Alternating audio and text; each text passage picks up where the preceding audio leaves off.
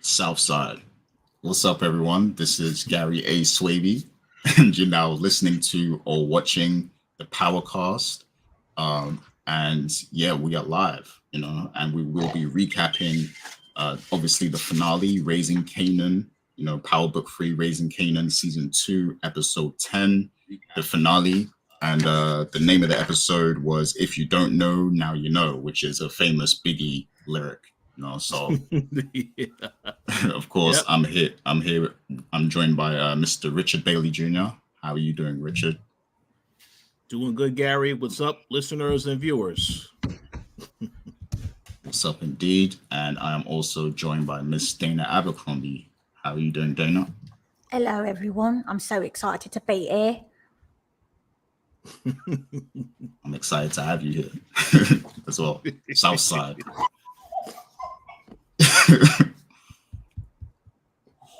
When you're live, things like this happen. Sorry. And we're also joined by a special guest as well. The people, the community that they're also joining us. So, it's a pleasure. It's a very special thing to have you all here with us as we do this finale. As we cover the finale of Raising Kanan.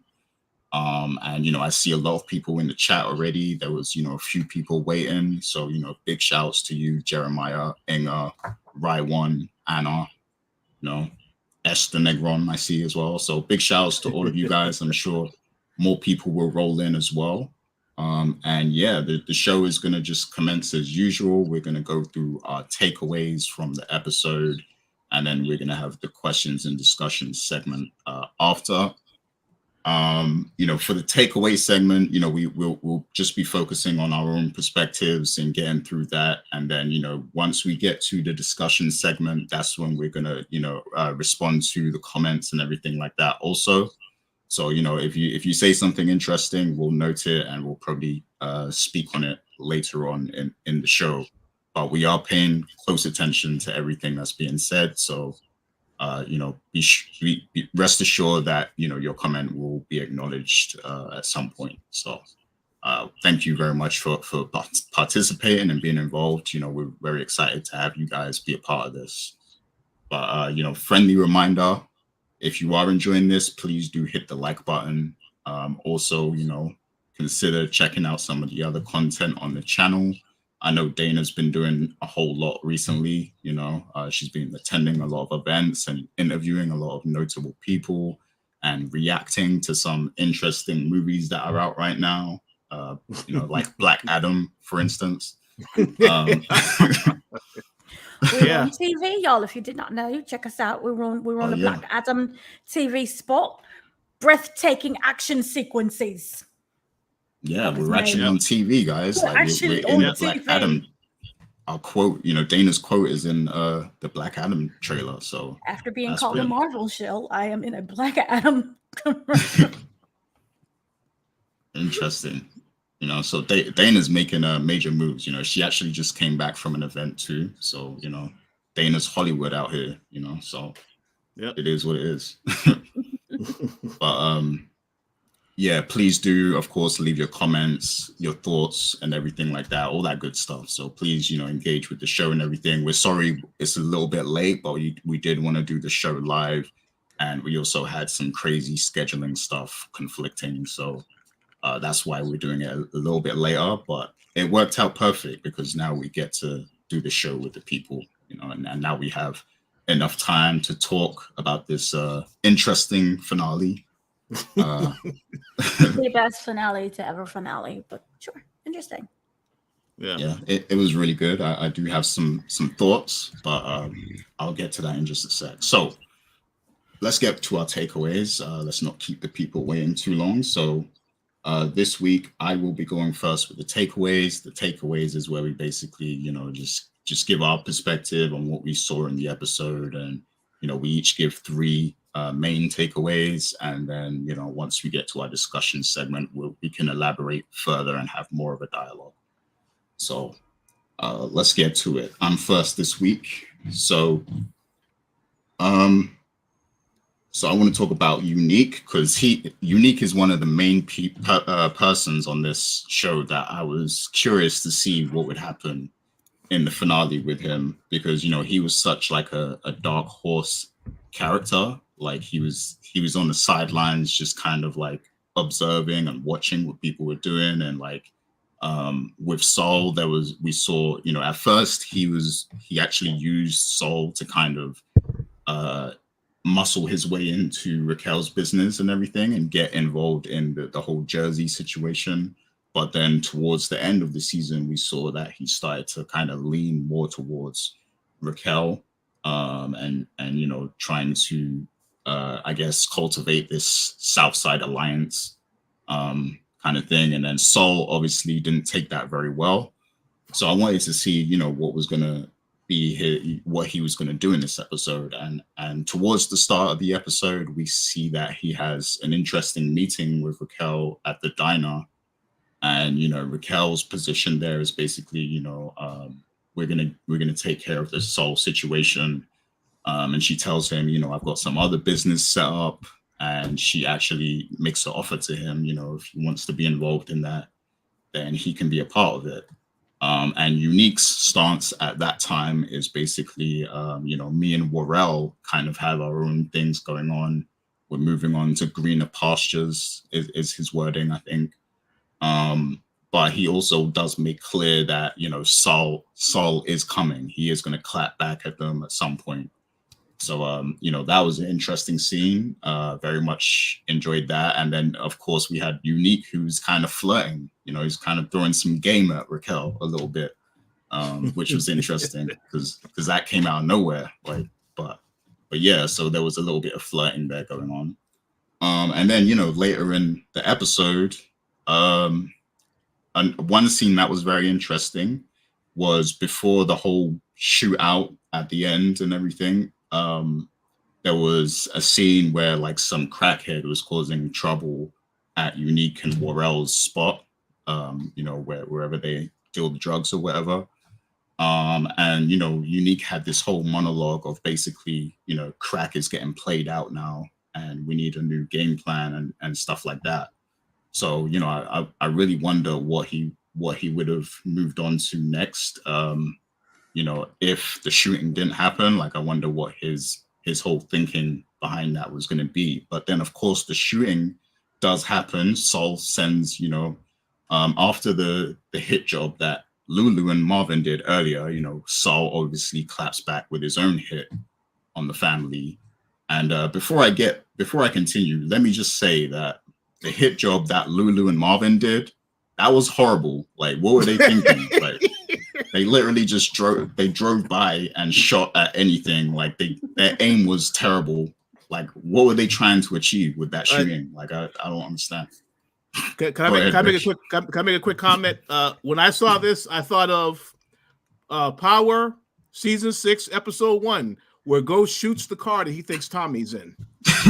Just shooting. Don't even know who's in the car. And Tommy must be in the car because they're driving his car, and then he just starts shooting. So go ahead, Dana. I got Power Force feels. Remember how bad it was when it was trying to kill Tommy the entire time? Oh yeah, all the bullets kept hitting the walls. Yep.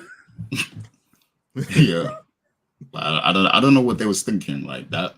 First of all, New Yorkers don't do drive-bys. Like that's a West Coast thing. Like that. Wait, we had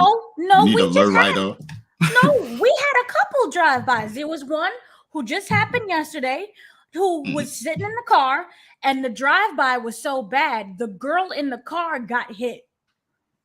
Oh damn. Okay. I guess I'm wrong. Dana had a shooting outside of. What? How was that in your neighborhood or what? No, that's not in my neighborhood, but it was like 30 blocks away. Oh damn. Okay. Well, maybe they do drive-bys now. It was 3 blocks away from the hospital, so that's a plus for her. Oh, that's good. I hope everyone's okay though. She's alive. That's good. That's good. And be careful out there as well. But yeah. So like my point was like though that was a very poor drive-by. Like if you're trying to take a hit at somebody like Saul, you don't do a random drive-by like that. Like it has to be more. You see what Saul did at the end of the episode? That was like the best thing Saul did in this season. Like, it was very orchestrated. He hit all the spots. That's what they should have been trying to do with the Saul hit. It felt like The Godfather. Yeah. I just want to say, to me, that felt like a combination of Goodfellas, a combination of Sopranos, all of those shows, and I could tell that the showrunner watches that stuff because the music as well, and then how you played out those scenes. That was fantastic. But continue. It was Martin Scorsese, but for Black people. Yeah. Whoever directed this episode, they did a great job as well, I must say. But yeah, so like that was a horrible hit. But going back to Unique, obviously the hit happens, Worrell gets taken out. And then they obviously come for Raquel at the end, and it looks like Raquel is about to be taken out, but Unique, shows up and saves her at the last moment. So yeah, like that that was a very interesting ending to the episode, and it feels like with the whole he says he does the whole South Side thing, as soon as he kills the guy, he's like South Side. So I guess those two are going to have a huge chip on their shoulder in the next season now, because Unique lost Worrell and Raquel lost the Connect, and she's kind of losing in the war right with Saul right now. So those two are, I guess, gonna have to team up and try and get some things handled, because there's more also to the whole dynamic that I'm going to touch on in a little bit, because Lulu's head is elsewhere right now, so he might not be a part of it. So yeah, that the whole Unique thing, like I actually, that's one of the things I really enjoyed, like his whole journey throughout this season and what he did as like the Dark Horse character. So that's my first takeaway. We'll talk more on it a little later. But then also, somebody else got taken out in this episode, and that is Kenya. Kenya didn't make it, which is very interesting, because that was a very random killing, in my opinion. It was like, wow, like, okay, she already fell out with Jukebox. Jukebox already, kind of disowned her after everything that happened, and now she like, I just don't know what the logic was behind her dying. It just felt like really random. She just shows up, gets killed, and I don't even like. What I'm really interested in is how that's going to affect Jukebox, and we are going to talk about that later. But I want to know what her stance on that is going to be, because obviously, she has a huge problem with Kenya now for how she treated her. We see at the start of the episode, Jukebox actually beat up the boy that I guess told on her. He told on her for being gay and everything, and yeah, so she and then she moved back in with her father, with Marvin. So it's like she's kind of moving past all of that happened, and now Kenya got taken out. So I want to know, like, is this going to cause Jukebox to is she going to mourn her mother? Like, is she even going to mourn her? Is she going to be sad about it? Or is she going to look at it as, okay, she was a casualty of war? It is what it is, because Jukebox does understand the life. She understands the lifestyle that they're living. She understands that they're in the drug game and that these things happen. So I want to know, how is this going to affect her character? What is her take going to be on her mother being killed, and is it going to affect her new bond with her father now? Is it going to cause a rift through what they just repaired in their relationship? I don't think it should, because it's not Marvin's fault that happened. But yeah, I'm just wondering what the writers have in store for Jukebox with that killing. That's my stance on it. Like, I'm just wondering what will come of that. But there was also another character that was taken out, which is Zisa. And I have some questions specifically about Lulu that we'll get to in our discussions. But I do like that some people died in this episode. I do like that because, you know, a few people got taken out, which is good. But yeah, we'll get to that. So my third takeaway. So my third takeaway is basically my main critique. And when I say critique, I don't want you guys to think I didn't like the episode, because I really liked the episode. Like, I liked the finale. I enjoyed it thoroughly. But I just want to point this out about the episode, and it's the fact that not a lot was resolved in this finale. Like, if you really think about it, not many things were resolved, because Saul is still alive. You know, Raquel still has no connect. Kanan and Howard, they were planning to go and talk to Raquel, which might have been like a dinner table scene, but that didn't get to happen because by the time they showed up, all the shooting happened. So that didn't happen yet. So it felt like there's all of these lingering stories. You know, Burke is still being Burke. She's still nosy and in everyone's business. You know, so it just felt like that a lot of the main stories weren't resolved. So it's like it's sort of like a cliffhanger, but it's not, because it's like now we have to wait till the next season to really, you know, get some closure on a lot of these things. And don't get me wrong, there are shows where a lot of stories are lingering into the next season, but usually one or two of the main plot points of the season wrap up in the finale. And I feel like that didn't happen at all with this. And I feel like the only two characters that really had a lot of resolution to their stories was Marvin and Lulu. Like, those two characters, you know, I'm sure Rich is going to say this, but Marvin's story, you know, was probably the best written story in this whole season, you know, like just the way everything wrapped up and came to a close. And then Lulu, you know, he had the whole confrontation or argument with Raquel, where she was basically like, you know, I own you, you're my property, you know. And then he obviously wasn't happy about that. And he went to the studio and started clearing stuff up, saying, you know, he's done with everything. And that's when the shooting happened and Zisa, you know, got shot. So I feel like those two stories specifically were handled very well. And I will also go on to say that Kanan in particular was a side character in his own show this whole season, because everybody else's story was way more entertaining than Kanan. Like Raquel was more interesting, unique. Marvin, Lulu, they were all more interesting than Kanan to me. And I'm not saying that's a bad thing, like, because they did a great job. So, but it's just that Kanan, you know, it just felt like he took more of a sideline. But, you know, that's just an additional comment I'm making. I'm not saying that's a critique, but, you know, it's just an observation. But yeah, overall, I enjoyed the finale. I enjoyed the season, you know, and those are my takeaways from the episode. So I'm real curious to see what some of the other thoughts will be. And we are going to go to Richard Bailey next to get his takeaways. So take it away, Richard. Okay, excellent takeaways as always, Gary. Let me start by saying I'm seeing a lot of really, really good comments. So we definitely are going to come back and address a lot of these, because I agree with a lot of stuff that was said. But yeah, I'm going to go into my takeaways real quick.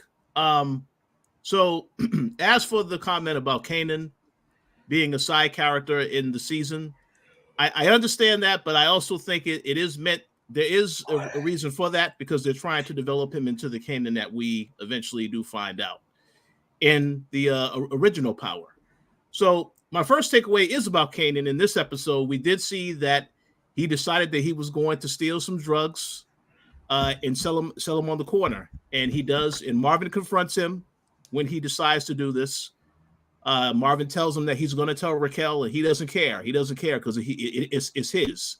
He is the heir to the throne, so to speak. So he says, this is mine. So I'm going to do what I want to do.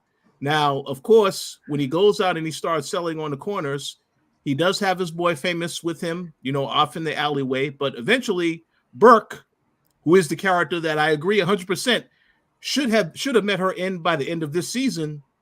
Burke decides to go after him and try to get answers, threatens him, arrests him, takes him to the place that Howard got shot in the park. And then she tries to get answers and say, I need you to confess. Tell me. So Howard is your father, right? And you tried to take him out. And of course, he pauses for a minute and then he says, no, you're not going to do nothing. And I'm not telling you nothing because you're a cop. And of course, they get into a little scuffle. And, she tries to arrest him on possession. He pushes her away and he runs away. And she says, oh, I know where you live, Kanan. So, of course, he goes back and tells Howard.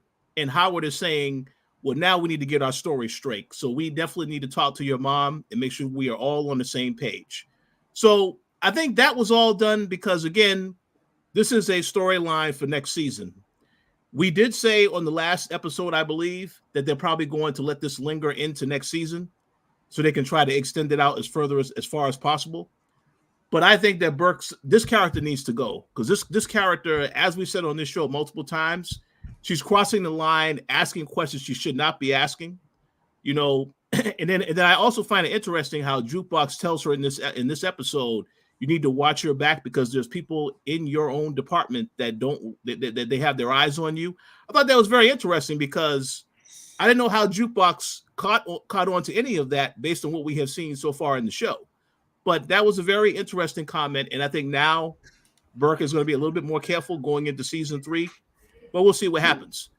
But yeah, I thought that was an interesting takeaway as far as Kanan's story, because now, you have to get to the heart of the story. And I want to see how they're going to stretch this out further. I really don't think there's much else that they can tell in terms of this story, in terms of Burke finding out the truth. They just have to deal with Burke because she's a problem. So hopefully she gets taken out early next season. My next takeaway. This goes to one of Gary's favorite characters, and it's also a character that I did see a lot of people had a lot to say about in the comments. Lulu.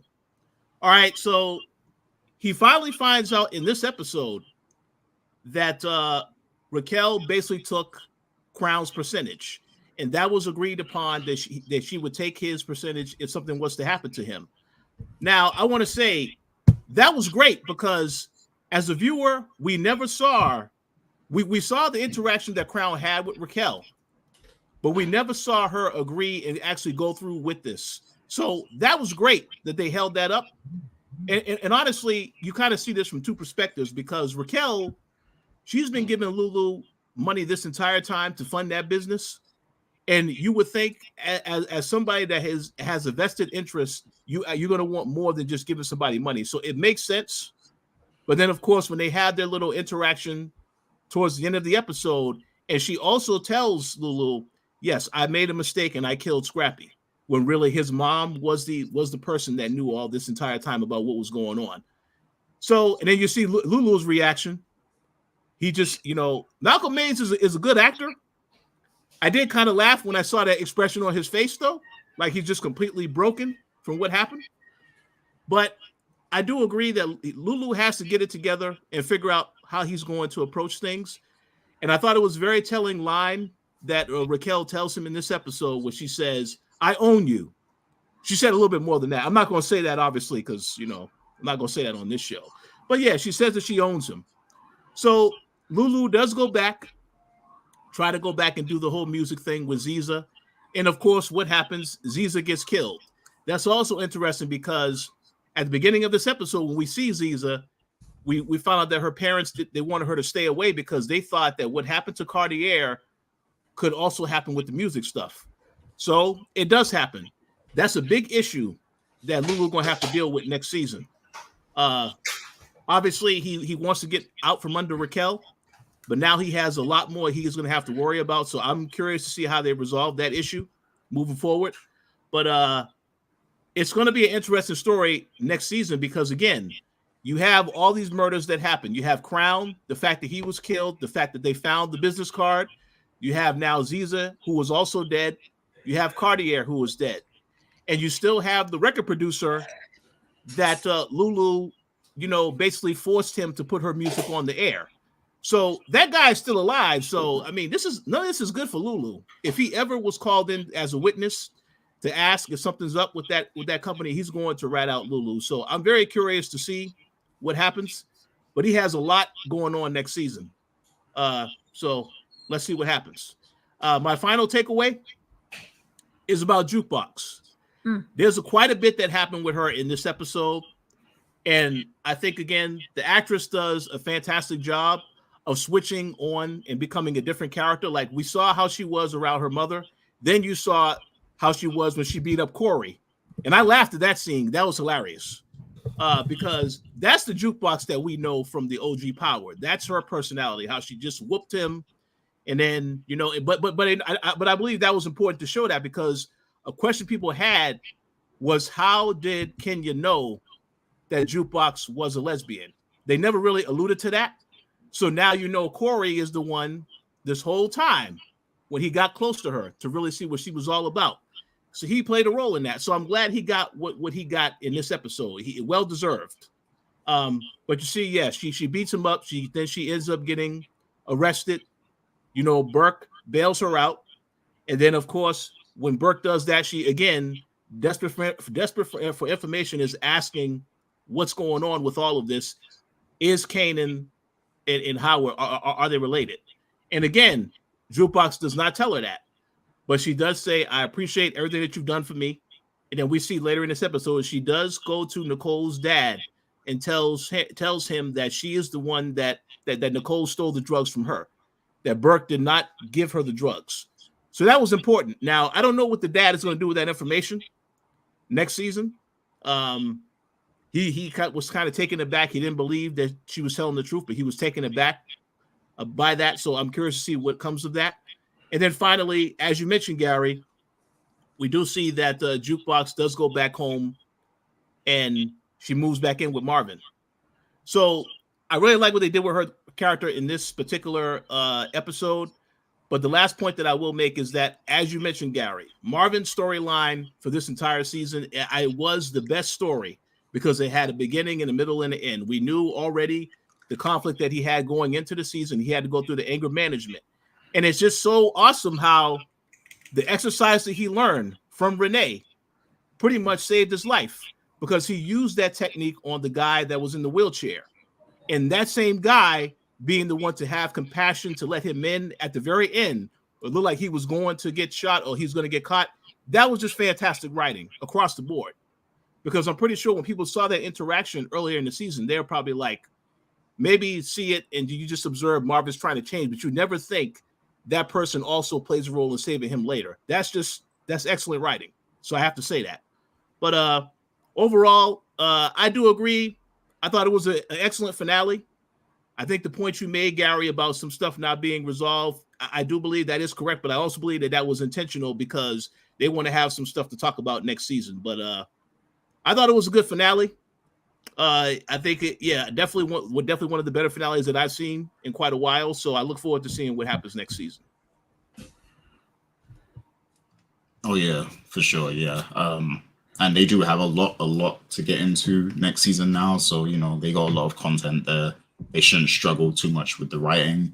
But yeah, you said a lot of interesting things that we're definitely going to get to, and the people are also reacting with some interesting statements. So yeah, I can't wait to get to our discussions. But first of all, you know, Christmas has come early. Dana, she is wearing the Christmas, the Santa hat. So Dana, hit us with your takeaways. I'm going to hit you with my best shot, and I'm going to fire away. Richard stole my first one.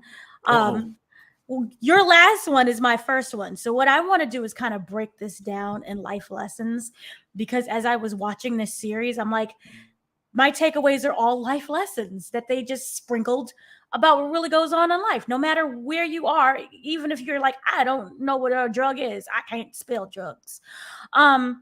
First of all, that whole scene with the man in the wheelchair, it took me a second to realize what was going on. Because remember, he was knocking on someone else's door. And whether or not the person was in there, that door was not opening.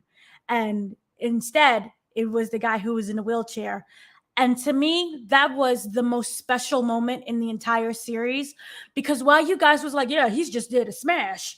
No, he was just there to listen. And even if you watch that scene with Renee, because remember, it was after the meeting, and then that's when she met her demise by being shot and being the innocent. She wasn't innocent, but she was someone who was great importance of this season. And that was the lesson that she bestowed upon Marvin. And basically it's just show people kindness without that wanting to react, even if something is not going your way. Show people kindness, because you never know how that will come back to you, how that person can later bless you in the end. And that was the biggest blessing of it all, because Marvin was going to die in that hallway. And the fact that he was like, hey, yo, come on, man. And he risked his own life too. To open your door during a drive-by, a walk-by with the Italians was amazing. So rest in peace, Renee. Thank you for your knowledge and your wisdom. And thank you, Marvin, for actually listening. And it showed he was listening all throughout. So yay for that. Another one has to go with, we all heard of the phrase, blood is thicker than water. Well, sometimes that blood can go bad. It gets a little clotted and you have to run away. That whole situation with Lulu, it reminded me of, like, you remember that little 5-year-old kid? I don't like you, mommy. I'm running away from home. And that's basically how his whole disposition shifted after, he found out what was really going on with, oh my gosh, I'm forgetting names all of a sudden, but was going on with the sister, Raquel. Wow, that's weird. So that whole situation of him packing up everything and was like ready to just run out here. And I really felt that at that moment, had he had the opportunity, he would have gotten on that bus that the crackhead didn't go on, Sam. So that whole situation, I asked Malcolm Mays, who plays Lulu, what is going to happen with that family dynamic? Will we see a shift in the character? Because your sister she's not very nice. At that time, I didn't know how much of a demon she was towards him. But he did say, we're going to start seeing a massive shift. He's not going to be there anymore. And not necessarily like the show, but in terms of gelling with that family unit. Remember, even though Raquel disrespected him throughout this entire season, you have a breaking point, and there is a moment when you have to stand up for yourself. And so I hope that in season 3, that's what we're going to get. Marvin standing up for himself. Remember, he almost died because of Raquel's actions also. So I really liked what they were doing with this. We're seeing a separation of the family. We're seeing parts of family come together at the end, but we're also seeing them go away. Also, in terms of blood is thicker than water, unless that blood is all clotted and yanky and janky. Kenya, that was the most hilarious scene, and it always reminds me of something my mother says: don't always be running to people's houses, because you never know what they have going on. And this is also why my mother would never let me do sleepovers when I was a kid. I was like, no. And this is why. You don't know what's going on in people's houses. Her whole intention, her whole goal was to go there and speak to Raquel, mother to mother, right? Yes, I admit what I did was, maybe she was there to apologize. Maybe she was going to say, I've seen the action of my ways. I deeply apologize. Can I start over? Maybe I was going to get my dinner scene. But you know what? She got caught up in Raquel's BS by pushing her trying to come back into her daughter's life, probably wanting that I want to speak to you led to her death. And the most hilarious thing that they did for me was the fact that, remember, she walked in to go into the house. She said, duck down. She was kind of slow to respond because nobody really thinks I'm going to get hit in the drive-by shooting. So she was slow to respond. She got all fired up, right? And she lands on that hallway, and they left her right there. It really wasn't no reaction aside from, oh, okay. And then remember when later on, after we had the whole South Side, that meant that Unique not only just walked in, he walked over the body of Kenya, which was hilarious. And then when we also had Howard and Kanan, and then we had the other two that came in.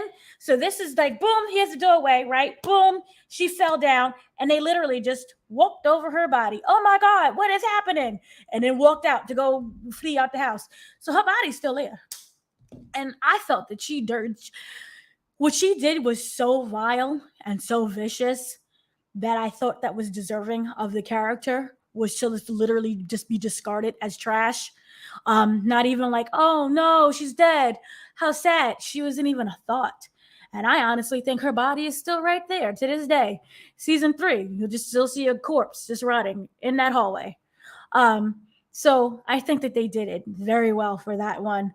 Also, what was really interesting to me was the fact that there was the power dynamic within that scene of Raquel and Lulu saying, I own you.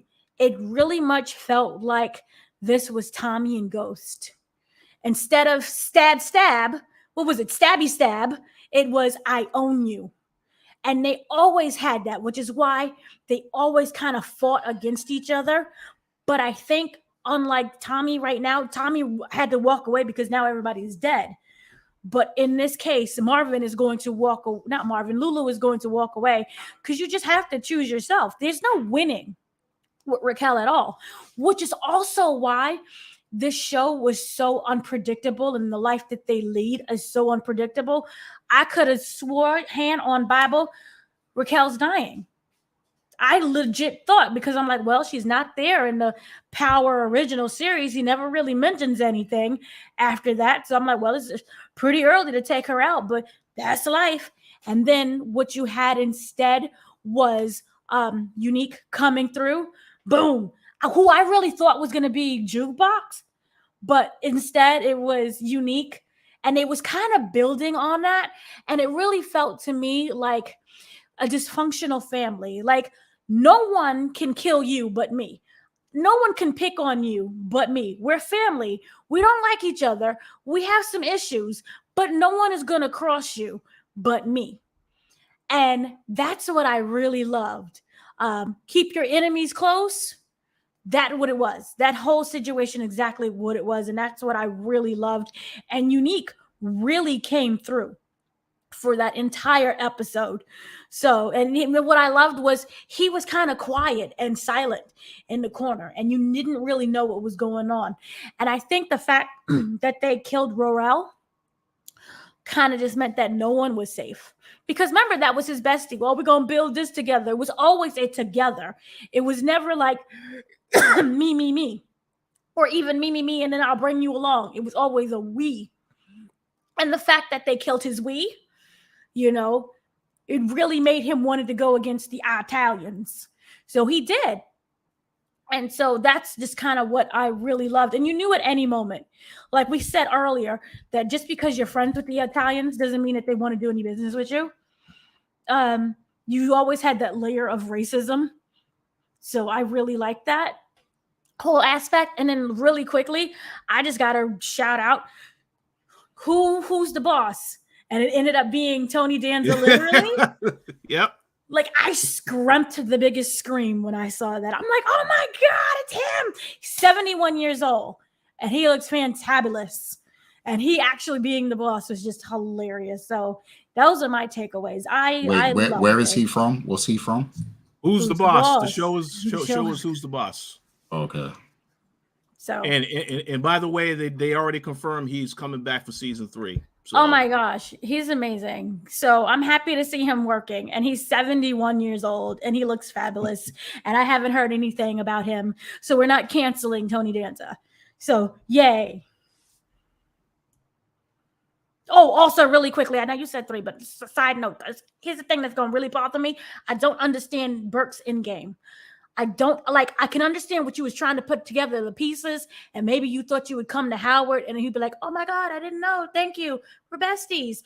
But the fact that everybody already knows and she seems to be the last one to know everything, and even he's like, I don't care. I don't understand what your end game is. That's the problem that I have with the show. What is your end game? Even if it was something stupid, I don't know what your end game is. So that's it. Yeah, and I was hoping we would get like more of a wrap up of that, but now we gotta wait a whole another year to see, But I agree, and let me just say that the whole Kenya thing, I was like, I had to really contain myself because I was about to crack up, like because that was hilarious that everybody just kept walking past her body like that, like Unique walked past her. And then at the end, they walk past to come out and meet Howard and Kanan. Like that's just hilarious that she's just lying there, She's just like, shut up. That's hilarious. They did her so good. That was like the best death because one, she deserved to die. Just for being like, that's how you do a pure innocent death. But it would be like, hey, see, when Renee died, yeah, we got it. She was the innocent, but we wouldn't even grieve it because we didn't know her. Like we did, she was like, oh yeah, she's the therapist or with the anger management. Okay, cool. But then later on, after she died, we really realized the impact that she had. Kenya had no impact aside from Urabi. Yeah, exactly. But yeah, so excellent takeaways there. So we are going to discuss all of these topics in just a second, and we'll involve some of the comments as well from the people.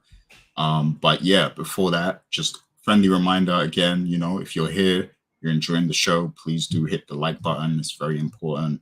And also, take the time to check out the channel and subscribe also, and all that good stuff. So friendly reminder.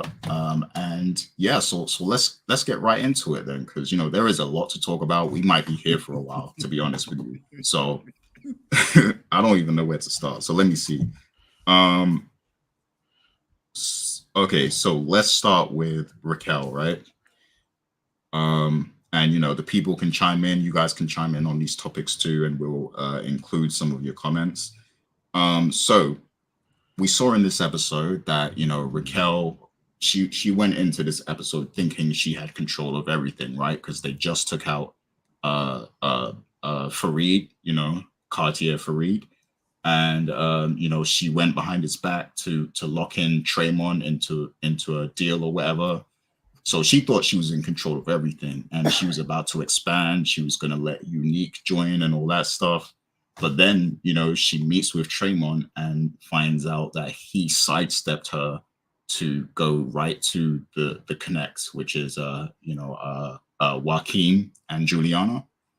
And, during that meeting, when Raquel goes to confront Joaquin and Juliana, it's clear that Juliana is the one really pulling the strings here. Like, she was the one that really pushed for this to happen. And then, there's even a moment where, Joaquin they start talking in Spanish, and he's like, Raquel is going to be a problem. And Juliana was like, so am I, So the question is, like, is this something that is going to, be a main point of season 3, where it's Raquel versus Juliana? Is that the main conflict we're heading to? And what was you going to say, Rich? I saw you signaling. Let me just start out by saying I laughed when I saw that interaction, because he said she's dangerous, and she said, oh, so am I. This character is the character that Raquel saved last season. Ungrateful. So I that's why I laugh how all of a sudden she now has said, oh, I got a backbone now and I can retaliate. When it comes to, killing somebody, though, I'm pretty sure that Raquel got her beat. So, but yeah, I just want to say I like this, how they set this up, because the Tremont character looked like he was just like a little sidestep, somebody working with Cartier, and then you see they had a scene where he got roughed up by Cartier, obviously off camera, and then he comes back, and then they try to make it like this character is just like a middleman. He's tired of working for Cartier. He wants to get out and do his own thing. Then they did have a scene in that same episode where Raquel started to watch him closely, that they also were following. They were following Raquel when the last time she met up with Joaquin and Juliana. And you saw the other guy, I believe his name is Abraham, Abraham, his associate. said, "Oh, I think I want to try to get up, try to link up with Juliana." So they absolutely 100% set that up perfectly, and they have now a whole nother villain that they have to worry about, in addition to finishing off Sal. So this is great going into season 3. However, I don't think that Juliana, when it comes to having to kill somebody, she can definitely talk and set it up, but she's not going to be the one to pull the trigger. At least I don't think so yet. They haven't shown me enough of the character to actually do that. And she's very scared of Unique. So now she knows that Raquel has aligned herself with Unique.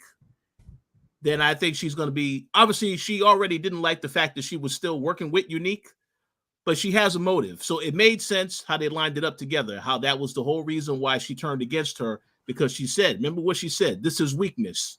She said that to her as soon as she saw she was still talking to Unique. So I look forward to seeing what happens next season. But yeah, this is great as far as giving them a whole bunch of adversaries they need to worry about going into season 3. Yeah, definitely. Now that they're going to have a whole lot to deal with between Saul and now, potentially Juliana and Tremont, because I'm sure they might also return and be part of this conflict. So, but Dana, what do you think about, this whole Juliana and Joaquin thing?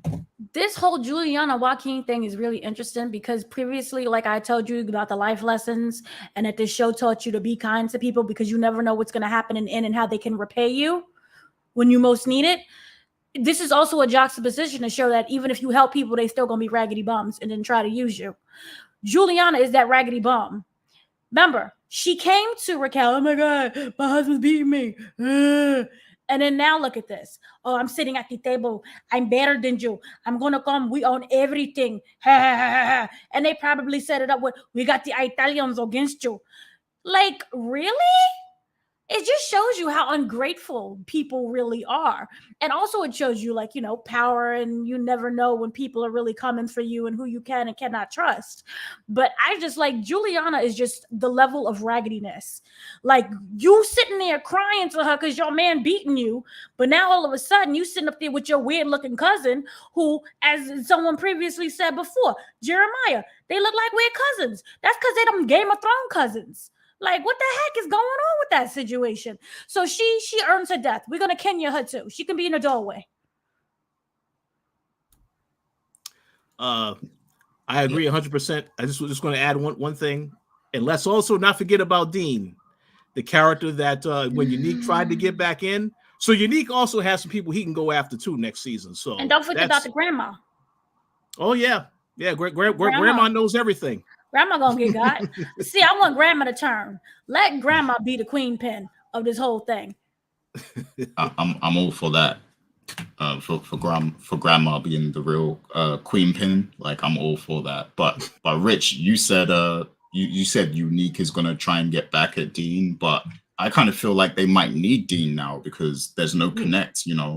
Raquel doesn't have a connect, and if Unique is partnering with her, maybe it's a situation where Unique will have to make amends with Dean, and get back on his good side, so that they have something that they can sell. Well, he said he wanted to work with him, but he doesn't have any partners, so you that's where Raquel steps in. Exactly, yeah. So then basically they're Tommy and whatchamface. But how is that going to work? How is that going to work if Raquel doesn't have a connect either, though? They have no value to Dean right now, but that might change. This is what I say. Don't kill Cartier. You killed Cartier too early. You deserve the fact that everybody screwed you over because you thought you was bigger and better than everybody, which you was actually too raggedy. You started to show your true motives way too early, and then you got kept out of everything. Everybody else is running stuff, and you got cut out of the entire deal because you showed your hand too early. Mm-hmm. Yeah. Unless something happens with, wasn't they going to go to Maryland and DC and some other places? Can she figure out what was really going on with Cartier and try to undermine them again? Yeah, I do want to point out as well, in that scene where Marvin and Raquel were meeting with Tremont and Abraham or whatever his name is. I like that, Raquel was kind of so she was so into her power trip and her moment of control that, you know, it was Marvin that realized what was happening before her. You know, he was like, oh, they sidestepped us. Like, he was the one to basically say it, because it was almost like Raquel couldn't believe what was happening for a moment until, you know, he said it, that, yeah, they went around us. So I like how they played that in that scene. But yeah, I feel like they're either gonna get some help from Dean, or they might even, you know, because there's loads of wholesale drug sellers out there. Like, there's loads of connects, so they might introduce a new character, a new player, you know, into the series next season or something. So it will be interesting to see how they play that. But what was you gonna say, Rich? Oh no, I was going to give a shout out to S.J. Smith. The comment about Dean didn't want to work with Rock because he couldn't trust her, and Unique is too hot. So I definitely want to see. Dean is definitely going to come back, and also Jeremiah did say that you know, Kanan did say that Dean was violent. So we have to see that at some point, because I believe, yeah, that was said, as you know, when they were introduced the character in the very beginning. So we have to see where they're going with that. But there's a lot of different directions that they can go. I'm just curious to see what happens. And again, I just want to add that I do like how everything resulted with that part of the storyline, because for this entire season, we saw that Raquel was ruthless. She was in full control about everything. So she had to take some kind of loss by the end of the season. So she loses the connect, and she also got shot too. She got wounded a little bit. So I think that kind of balances everything out, because a lot of people were saying that it felt like this entire season she had full control, but you knew something was going to happen at some point to make things a little difficult that she didn't see coming. And that, yep, yeah, exactly. And shouts to Inga as well, because she made an interesting comparison, because she said, you know, when Raquel had her little breakdown where she tossed the flowers and everything after she lost everything with the connect, she said it reminded her a lot of Franklin and Snowfall. And yeah, I agree. It's a little like it's almost like what happened to him, you know. So I just want to say that's an excellent comparison. If anybody isn't watching that show, they need to watch that show too. That's a fantastic show for sure. Snowfall. Yeah, definitely. So so on the matter of Raquel as well, while we're talking about her, so there was a scene earlier in the episode where you know, Kanan and Famous, obviously they got their own apartment and they're struggling with rent. So Kanan goes to actually steal some of the product from, you know, right under Marvin's nose, you know, which is Raquel's stuff. And then, you know, Marvin goes and tells Raquel about it. And, you know, she says, I'm going to handle Kanan. I want you to handle the Italians and stuff like that. So clearly she had some, you know, plans for how she was going to deal with Kanan. And obviously a lot happened after that. But what do you think is going to be the situation now between, you know, what is the relationship going to be? Because this is something else that we didn't really get a full resolution to, like the whole, you know, bond between these two, the whole relationship dynamic with, you know, Kanan and Raquel and Howard. Like, we didn't, obviously they, you know, Howard and Kanan said they were going to go and see her, but we didn't really get that because the show ended. But, you know, what is going to be the dynamic now between Kanan and Raquel after everything that's happened? So do you have any thoughts on that? And Dana, are you able to go first? Or do you want me to go to Rich? Okay. Oh, can you not hear me? Okay. Yeah, we hear you. So the question was about so here's the thing. I love the dynamic. I didn't think I was gonna like it, because remember, not like how he was like a crackhead more. Where's my son? Where's my son? I gotta talk to my son, right? I love the dynamic that they have slowly started to build. See, when you stop being thirsty, things can happen naturally. And they are slowly building that relationship between Howard and remember when he was upset with Raquel, and you know, Famous keeps his house like basically Sam the crackhead. He went to Howard and was like, look, this is what's going on. And in a way, he like asked for advice, and they bonded, and they started to relate to things. And I really like that dynamic. Now, my issue, I wonder if Raquel is going to get in the way of that. Raquel is very protective of Howard, and also I can see him being very jealous of Howard and building that relationship, especially now that that relationship between her and Kanan is fractured, even though she's the one who like caused it to be fractured in the first place.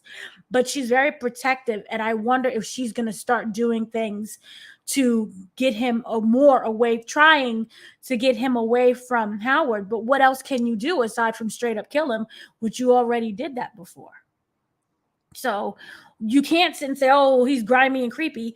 Remember, Kanan already knows this. Raquel kept saying, yeah, it's kind of like when Howard, he raped Raquel. You can really just look at it that way. And then there's that weird dynamic that they have. But so far, between Howard and Kanan, everybody's secrets is already out in the open, and they have more ways to build. Now, the thing is at the end, that can change everything, because remember I thought I was getting my family dinner. They thought they was going to probably get the family dinner treatment. But instead they came there and, they got Kanan in the hall. Well, not Kanan, Kenya in the hallway all shot up, and Raquel's limping and pimping. And then you have Unique running around saying Southside. So that could bring them all closer together as a unit, because if you look at everything right now, they all need to stand with each other, except for Lulu. He needs to go away. I mean, not in a good way. They all need that bond in order to build up and figure out something of what they're going to do for season 3. And I think it's best if they work together right now, even though they're bickering internally. They need that strong family unit, because if they continue the way that they are now with season 2 or season 3, how it was in season 2, it's not going to work. So this is why we have people like Unique and Raquel teaming up. And we have Kanan and Howard kind of forming some type of closeness together. And then you have also Jukebox and Marvin. They're slowly building. What I do love about Marvin, side note, is the fact that he's listening and he's so careful with his words now. And I just love that about him. He's not perfect, but he's trying, and he's recognizing when he makes mistakes. And they have that cute little, it's okay, I get with it, I understand what you mean. So I loved how they're doing with that. I hope he ends up making it, because we don't know what happened in that apartment. I hope he don't bleed out. Then he's okay. But this whole just situation, I really think that they just need to have a bond. As crazy it may be, we can save I don't even think I need a dinner scene. How crazy is that? Because everyone's secrets are kind of already out in the open. Kenya's dead, so boo you. Nobody wants you anyway. Go away. Kenya's dead. Howard and Kanan have they already know where they stand. They made up. Howard knows exactly what's going on with Burke. I'm pretty sure that Jukebox, she just warned her as like Burke as a thank you, but she doesn't really care whether or not she ends up being fired from the force, or if they set her up to take the fall. Even though she warned her, she's not going to be like, oh my God, I'm crying. So right now we're back to kind of, in a way, we're back to season 1. Remember that whole pizza table scene? Where we had like everybody's happy and we eating pizza and we're the Brady Bunch. We're a fractured Brady Bunch, but we're brunching. We got some bruises on us, but we're still a unit, except for Lulu, who needs to go away in a good way. Yeah, I like what you said about this whole shooting, possibly bringing everyone together more. I like that. Like, maybe it will be like an Avengers moment where the start of the next season, everyone's, everyone's around the table discussing how they're going to deal with everything. Yeah. And Jeremiah actually said something. He said Jukebox and Kanan are going to have to be in the family business now because they need soldiers. And, we saw a lot of soldiers got taken out. Like, more people died than we named. Like, you know, because basically all of Marvin's team got murked in the shootout, you know, so like they did lose a lot of soldiers. So they're going to need more people involved because they've got heat from Saul. They've got you know, the other the I forgot his name already, but the new character they introduced that you recognize from the other show, he's there now. And then you know they have that's Stefano. Yeah, Stefano. Tony Danza, Stefano. Yep, Stefano. There you go. Yeah, and then you know they might have Juliana to deal with and Tremont and them. So I do like that, you know, Kanan might be forced to take more responsibility in the whole family thing, and maybe even Howard will be in on it, because I mean he kind of has to be, because the Burke situation is still there. So he has to work with them to kind of make sure that things don't escalate, and that, you know, because they have a lot of history that they don't want getting out. So yeah, I do like that whole idea that they're gonna have to come together after this whole shooting and everything. But Rich, did you have any thoughts on that, like what might happen next with, you know, Raquel and Kanan and the whole family dynamic? I do have a thought. I just want to make a quick comment first. I agree 100% with what Inga71 said.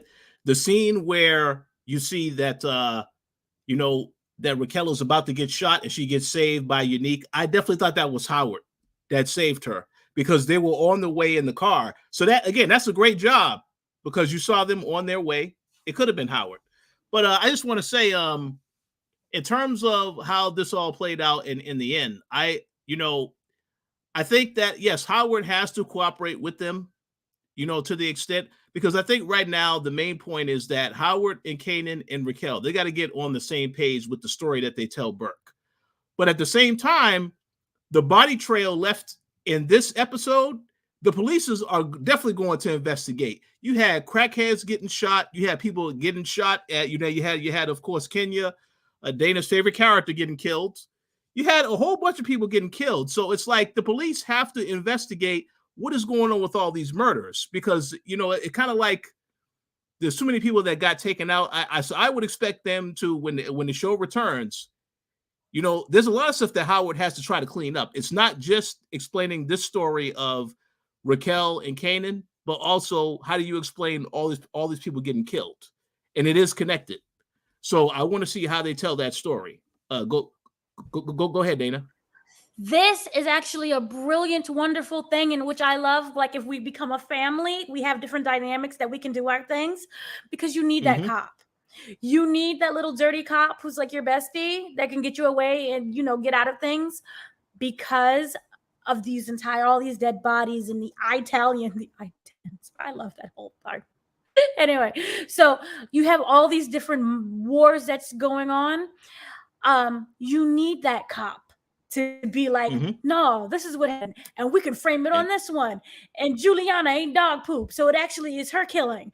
You need that person. And then on top of that, I don't know how this is going to sound, but the way this force has portrayed some of the police officers, not saying all, but just some, they're corrupt anyway. And even, let's just say, the police chief may be aware what really happened with Howard. We may not know that he's Kanan's son, but may be aware that, you know, you've gotten too close to an informant or two.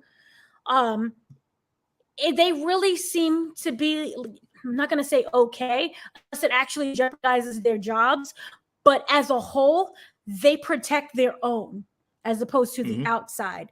And if Howard is on Team Raquel, they may be less inclined to investigate certain things, unless that's Raggedy Burke.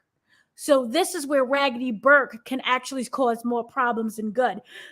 Because if, for example, remember the whole thing originally was, I want to find out what really happened. I'm trying to protect you because you got shot. What happens now if it's, I'm trying to get rid of you because you won't tell me what happened because you got shot? So now she's going to start digging deeper. This is when we're going to have to have the police force go against Burke. And this is how Howard can help put those little whispers in everyone's ears, because she's already pissing people off. She has the captain who she already can't. He can't stand her, and nobody else really can. And I don't think they're willing to lose their jobs for someone who wants to be an independent internal affairs that we still don't know the end game to. So this just sets up Burke taking the fall even more, and it's going to be lovely. I don't want her to die. I just want her to take the fall and end up in jail. Oh no, I think the character needs to get taken out also at some point, but we'll see. We'll see what happens. I just want to make a quick comment, then we'll go to you, Gary. I really, really like what you both said, as well as the commenters about there being a team up, because again, just like you said, Howard is needed. This is once again a parallel to the original Power, where Angela went above and beyond. Let me try to protect Tariq so that he doesn't go to jail. And you see how she was able to work with Tasha to try to make sure that everything stayed. So she was willing to cross the line as well. So it makes 100% sense for them all to team up going into season 3, I think, for sure. But we have to see how the storyline unravels, because they're probably going to play around and do some things a little bit differently so that it's not completely like the original Power. But yeah, we'll see how they approach it for sure. Yeah, indeed. And I think that will be a nice kind of palette reset for the start of the next season for, them to kind of all be together. Maybe it will even start with the dinner scene, with Dana's dinner scene. them around the table discussing things, airing out their dirty laundry and all that, Maybe that's how it starts. And then we get kind of like a clean slate of, okay, this is what we need to do to get the power back. So, yeah, go ahead, Dana. I'm starting to think about it more. What if we replace the scene with a therapy session? Marvin. Because it helped Marvin. It'll help the family. Yeah. So you mean like he'll recommend that they have therapy, or will he be given therapy? Well, he's the one leading that meeting. He's leading the meeting and therapize everyone. Well, I wouldn't be I actually wouldn't be surprised if maybe Marvin and Lulu aren't actually a part of it anymore. Because like with Marvin, it seems like he wants to go on more of like an honest path, like, and just be, Jukebox is his dad. Like he just wants to, be on the straight and narrow kind of thing. And Lulu, he seems like he just wants to get away from Raquel at this point, so I wouldn't be surprised if they're not actually a part of it anymore, but then it catches up to them eventually and they still have to be a part of it anyway. But what I wonder is Raquel is not going to let them go. Remember that whole I own you. She let it also with Martin. So I agree. Raquel is not going to let them go, and they still have to deal with the Italians. Until that issue is resolved, nobody can really go on their own path, because we know that now Sal can send other people after them wherever they go. So they have to work together to resolve that issue at least. Then they can go their separate ways if they decide to do that. Yeah, I mean, Marvin is a rider, so I think he'll try to protect them regardless. But like for Lulu specifically, I wouldn't be surprised if after what happened to Zisa, he tries to disown everyone and do his own thing. But then, of course, Raquel won't let that happen, so she'll be on his case to try and get him back with the family. But I wouldn't be surprised if he tries to leave or something of that nature. I think he's more upset about what happened with Raquel than the ghost of Ziza who can't sing. Oh yeah. Oh yeah. Because you saw that in this episode when he opened up that mail notice, and she was there. He was still concerned about that for the most part. So yeah, he's definitely more concerned about that than her. But he's gonna have to answer to that now that she got killed, because I'm pretty sure her parents, they're gonna be very outraged and they want answers. What happened to our daughter? All types of stuff. So that record label is in a lot of trouble. So we're basically replacing Nicole's parents with now Ziza's parents. Yeah, maybe. Yeah, basically. So like that, Lulu is going to be the next topic anyway. So let's get to that.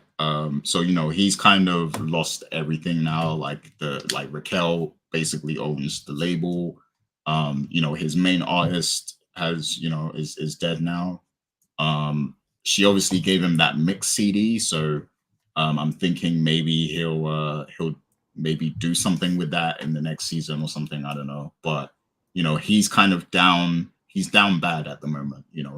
After finding out Raquel took the label, and he really, he was about to cry when she said "I own you" and all that stuff, and he was getting ready to clean out the whole studio, shut everything down.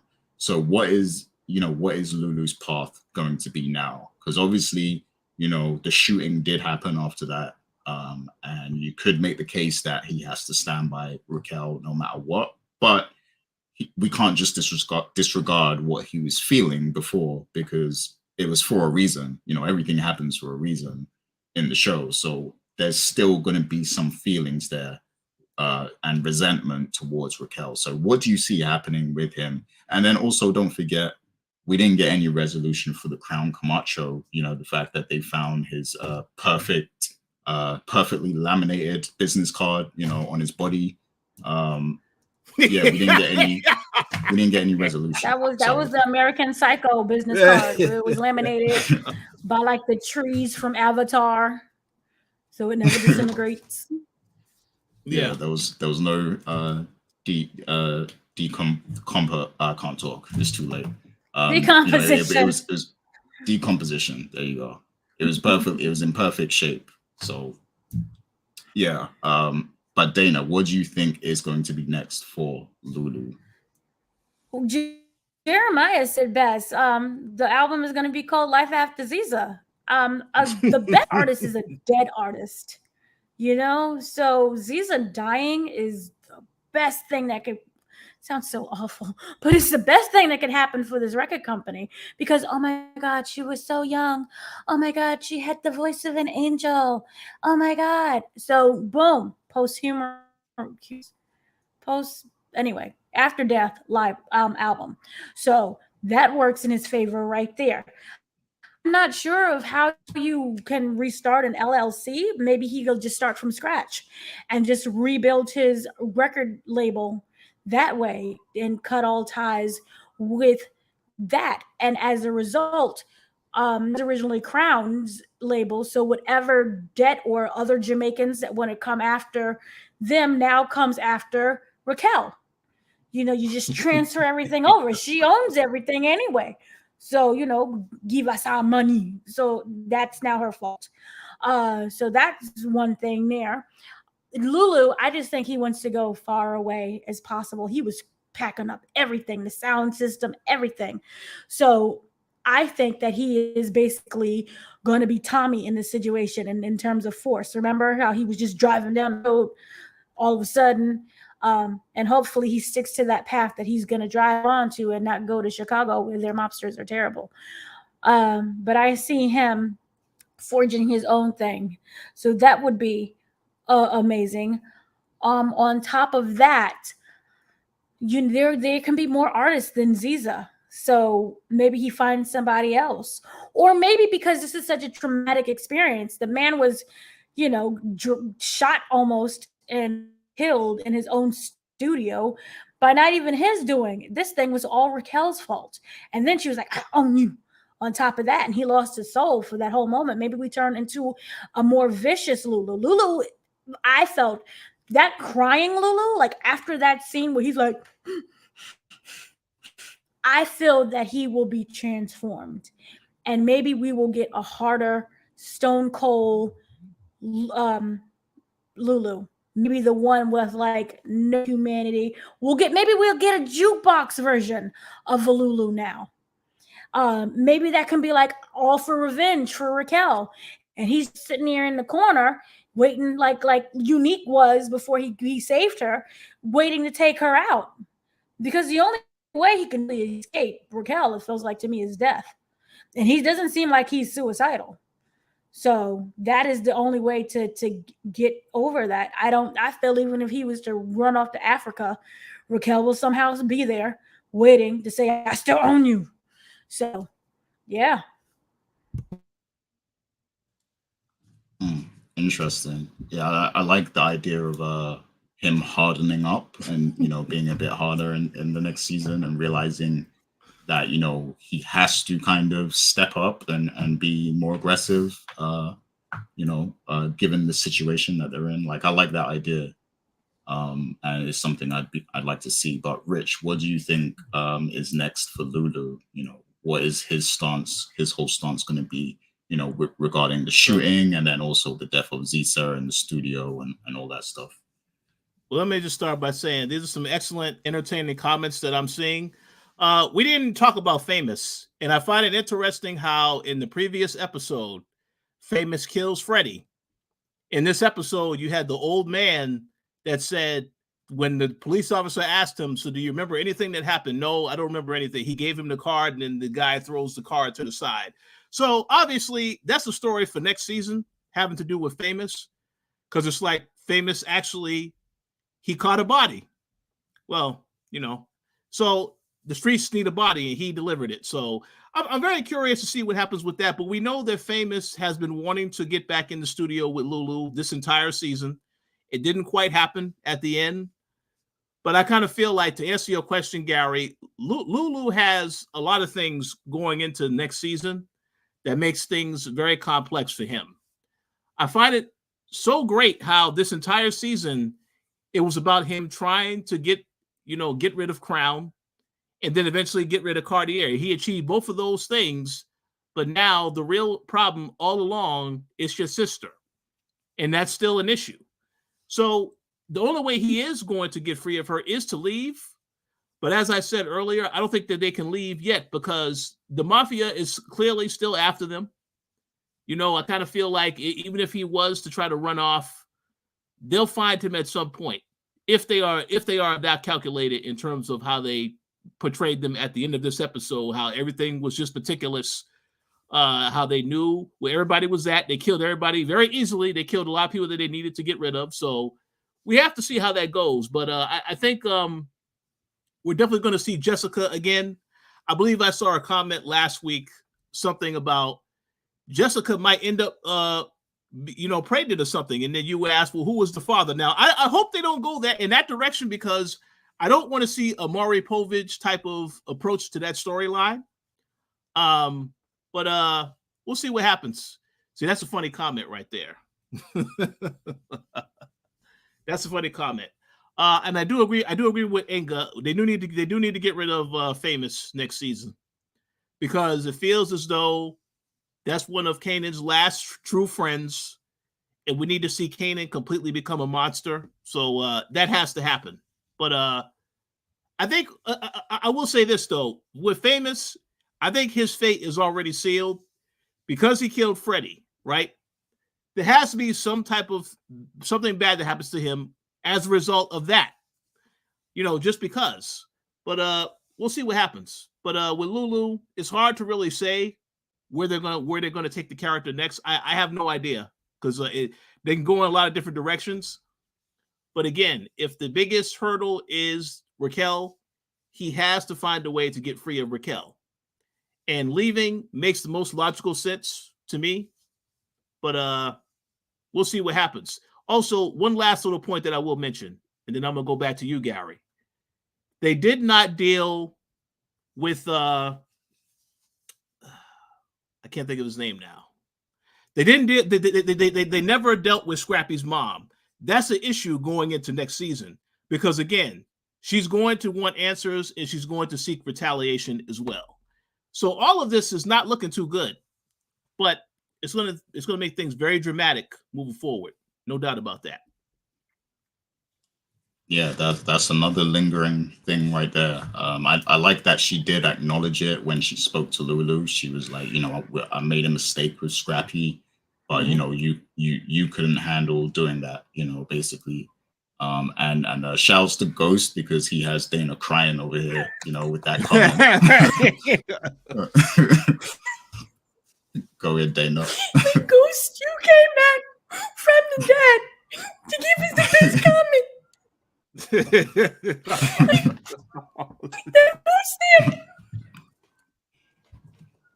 Palomar.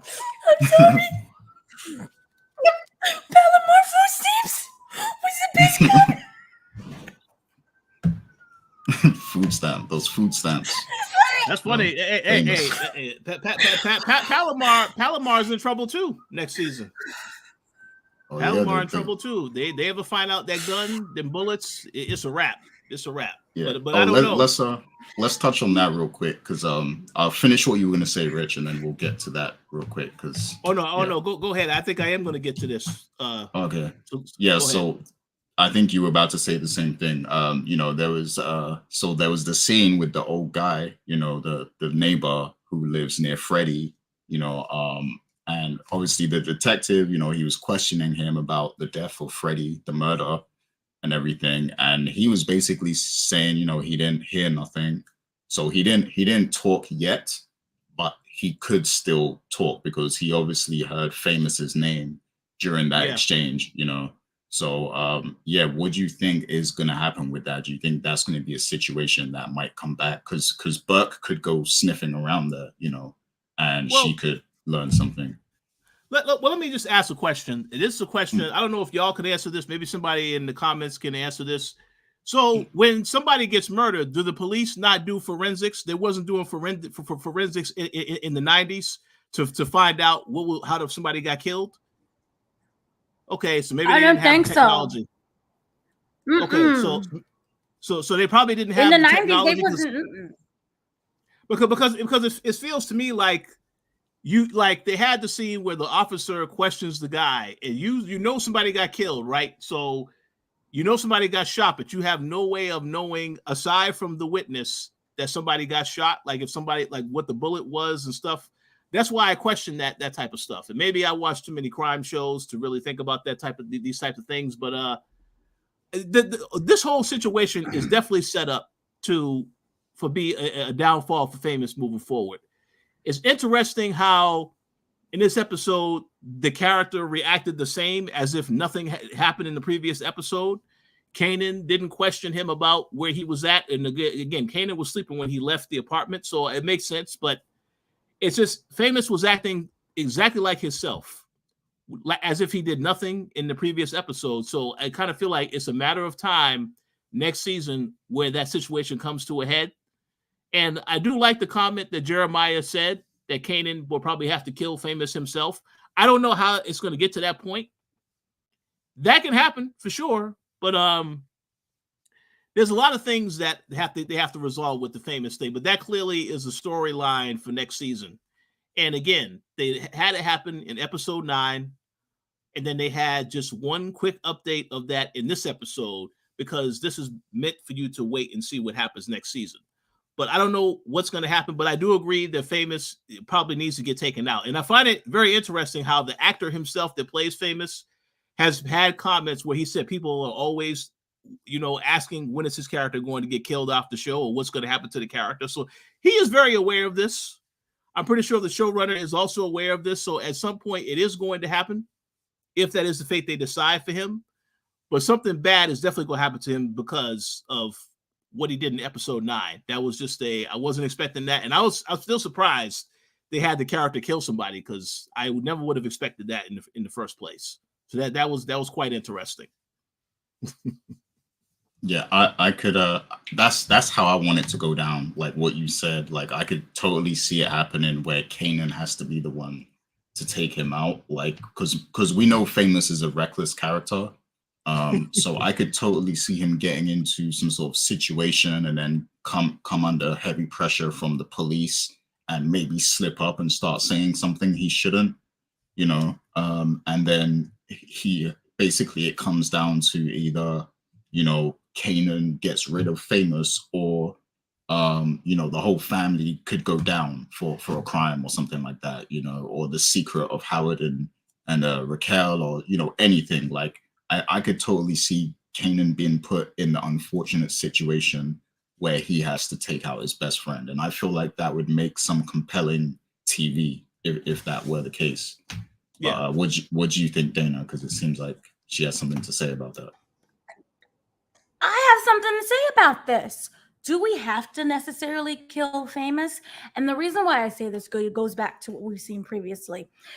Famous he's not well, not in terms of mentally, but he's a teenager who was kicked out of his home, right? Still childlike mentality. He does not have his things together.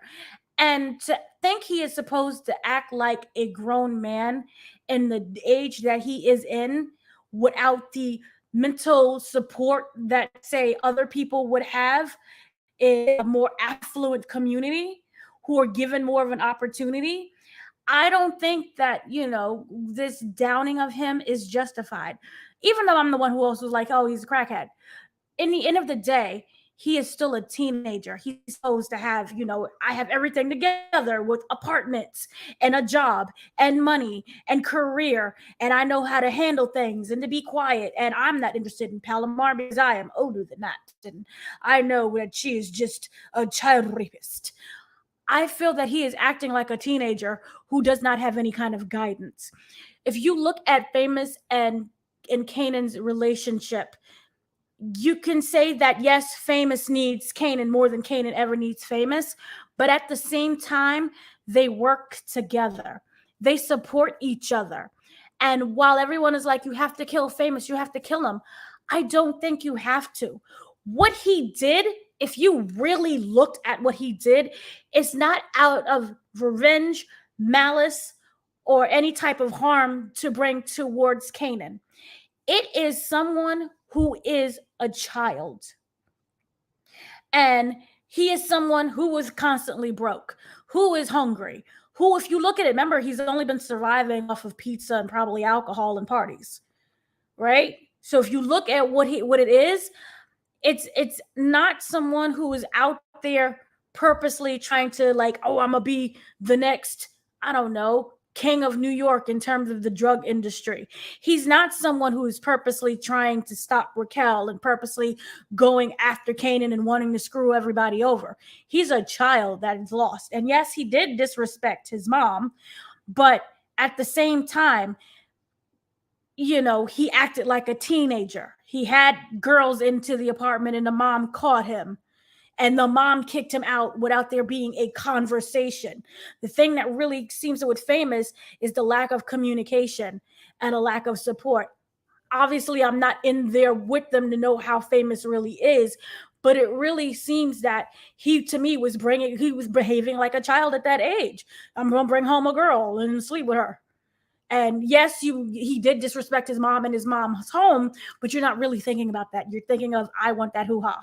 Just like Palomar. She wanted that ding-dong, even if it was a child. Way terrible connection that I just made. Good Lord, forget that. Point that I'm simply saying is, I don't want Famous to be killed.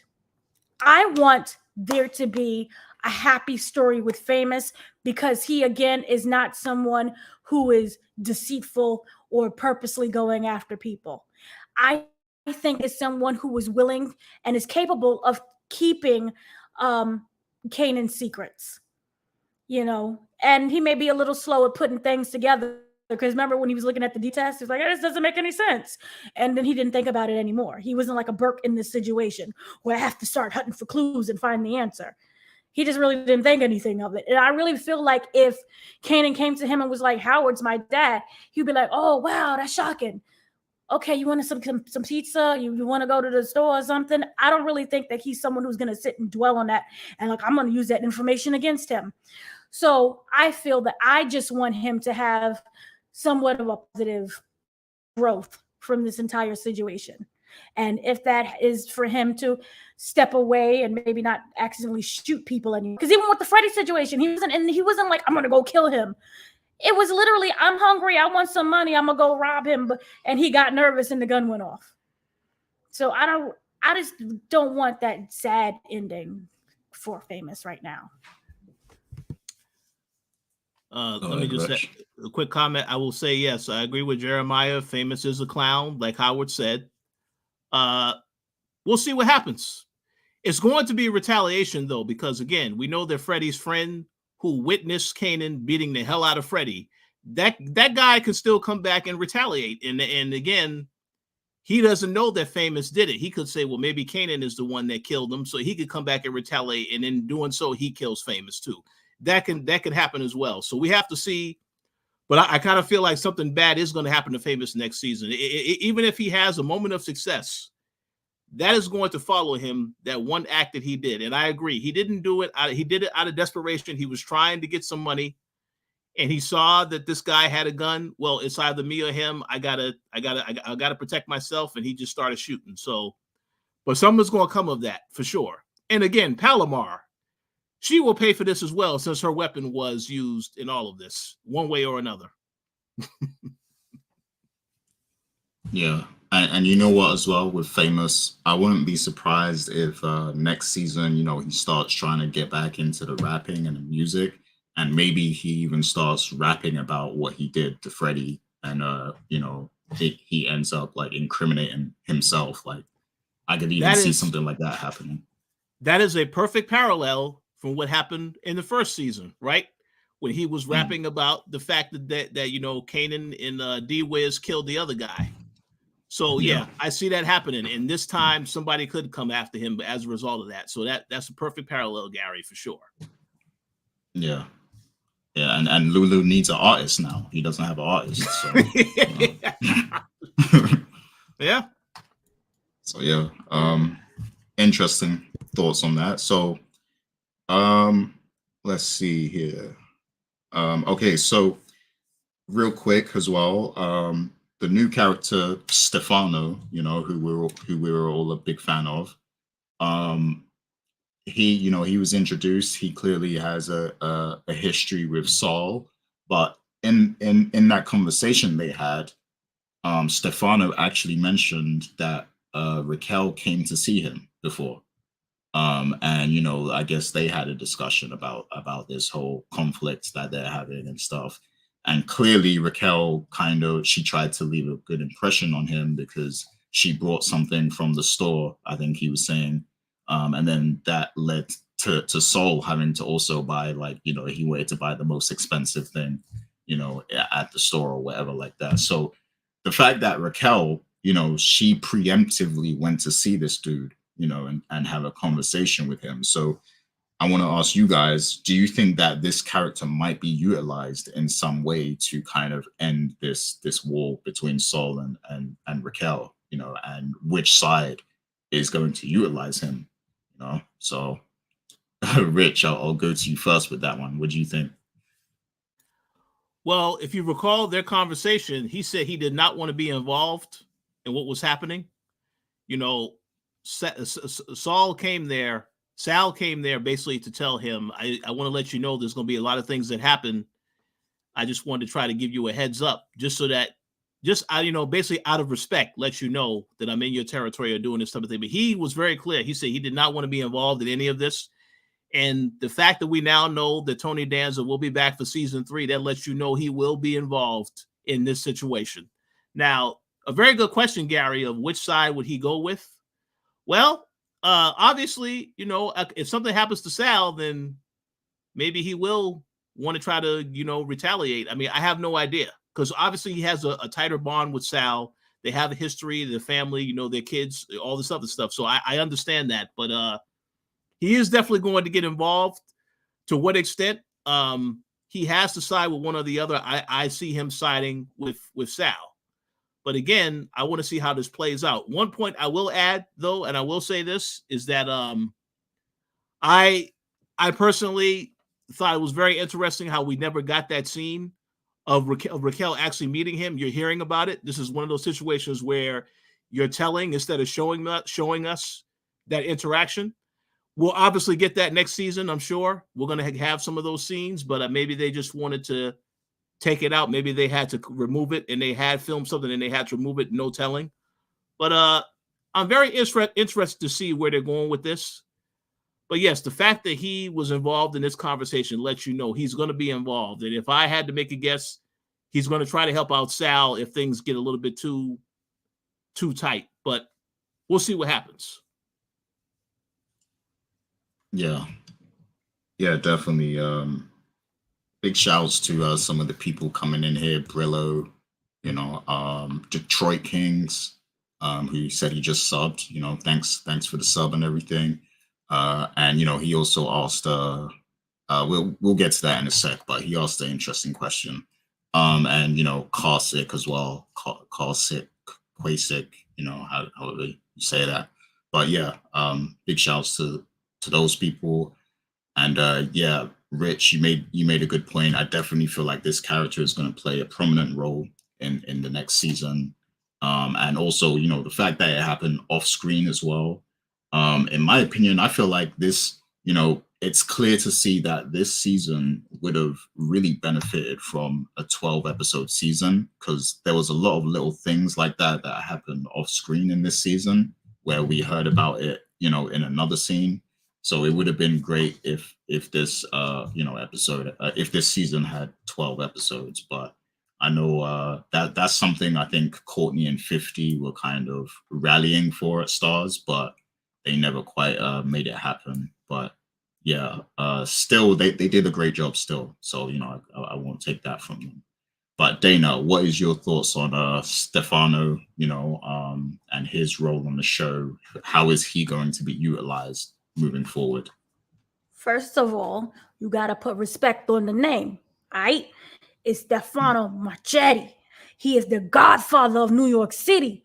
He is the mafia scene, the godfather of the entire mafia scene, also known as the most powerful man in the town. You got to respect him. He come in. Tony Danza, respect. I am the only one who was okay with there not being a Tony Danza on screen with Raquel, and that the fact that they did all the work behind the scenes, because just that moment was just so amazing to see. Sorry, I love the Tony Danza. He hasn't done anything wrong yet, so yay. I think and also to build up season 3. We don't need all of that information about what he's doing right now and who he's talking to. We need to see all of that in season 3. I think the 2 finale was so packed with so many things that, you didn't want something to be overstuffed. I did not want all of the questions answered right away. That's why we have multiple seasons. This is not going to be a season 2 and then we're done. This is not a limited series. This is something that hopefully goes on for a while, but doesn't get like, oh my God, please end this. I feel that they know what they're doing. They're pacing things. They're not answering everything right away, because you got to keep the people in the audience, you got to keep them engaged. What's going on? So for me, I don't know where he lies, because I think that he will easily take Southside, but at the same time, Raquel came him. It was a level of respect. So it wasn't something that was like, oh, I'm going to just sidestep you. Everything that was done, they came to him with respect. And even when they did the entire hit back at Raquel, remember, from my understanding, they had to come to him, right? In order for that whole Godfather scene to happen. So I think that just by him knowing what both people are doing, and maybe he can play both sides, maybe he can play both cards. I don't know. But I think that it may seem that he's taking Sal's side until he sees how maybe they screwed up previously. Remember that whole situation with the kid and with Kanan in the woods? I don't know how that's going to come back. Remember the guy who got shot and was in the pigeon coop that I made fun of, looked like the opening of Friday when he was in the pigeon coop with the angel dust? I don't know what happened to him. No, we do know what happened to him. Yeah, they killed him. Yeah, they killed him. But the point is, sorry, it's been a while. The point is, I just don't know where Stefano is going. And we've seen a lot of underhanded things with this show already. We got Raggedy Juliana. Maybe Stefano ends up being Raggedy too. So right now it seems that he will be on Sal's side, but we don't know whether or not Sal starts screwing up. So I don't know the answer. Yeah, they could take that in many directions, I guess, but I do find it interesting the fact that Raquel already has spoke to him. That was a very interesting point to note. So I do think there will be another interaction between those two at the very least. Now, whether he's actually going to be on her side or not, that is the question. But I could totally see those two characters actually having a moment, in season 3. So, yeah, I can't wait to see how that goes. So, I do want to talk about some predictions for the next season, and there is an interesting question there that I want to get to once we talk to that. But real quick, before we get to that part, right? Is there anyone that you think should have died in this episode or, in this finale, like that didn't die? Because we saw a lot of deaths, of B characters and stuff, Kenya and Warrell, Zisa. But is there anyone that you think should have died, from the main cast of characters that would have made a huge impact? So go ahead, Dana. Marvin. Wow. I mean, we have a whole situation. Remember, for me, it felt like it was too much foreshadowing, and this was even previously when they was in the car, and I was like, "Oh, he's dying." And then remember when it was like when the guys, it's Italian, the Italians called out his name, "Yo, Marvin," and then still missed him. So remember, he's been kind of like literally ducking and diving death. So I thought that when he was in that hallway and nobody was answering that door, that's when I thought he was going to die. And I thought that would have been very impactful. I know people are like, no, not Marvin. But I thought that would have been really impactful because one, you have the family, you lost Marvin. Then you have Jukebox right when she was trying to not she, but right when she was opening up to Marvin to rebuild that relationship, where she was seeing him as being someone who was more careful with his words and careful with his actions. I thought that he would have died, and that would have made a huge impact for the character trajectory of Jukebox. Remember, we see her as that hardened person. And remember, it was Kanan, 50 Cent's voiceover, that said what made Jukebox so hard. It wasn't one thing.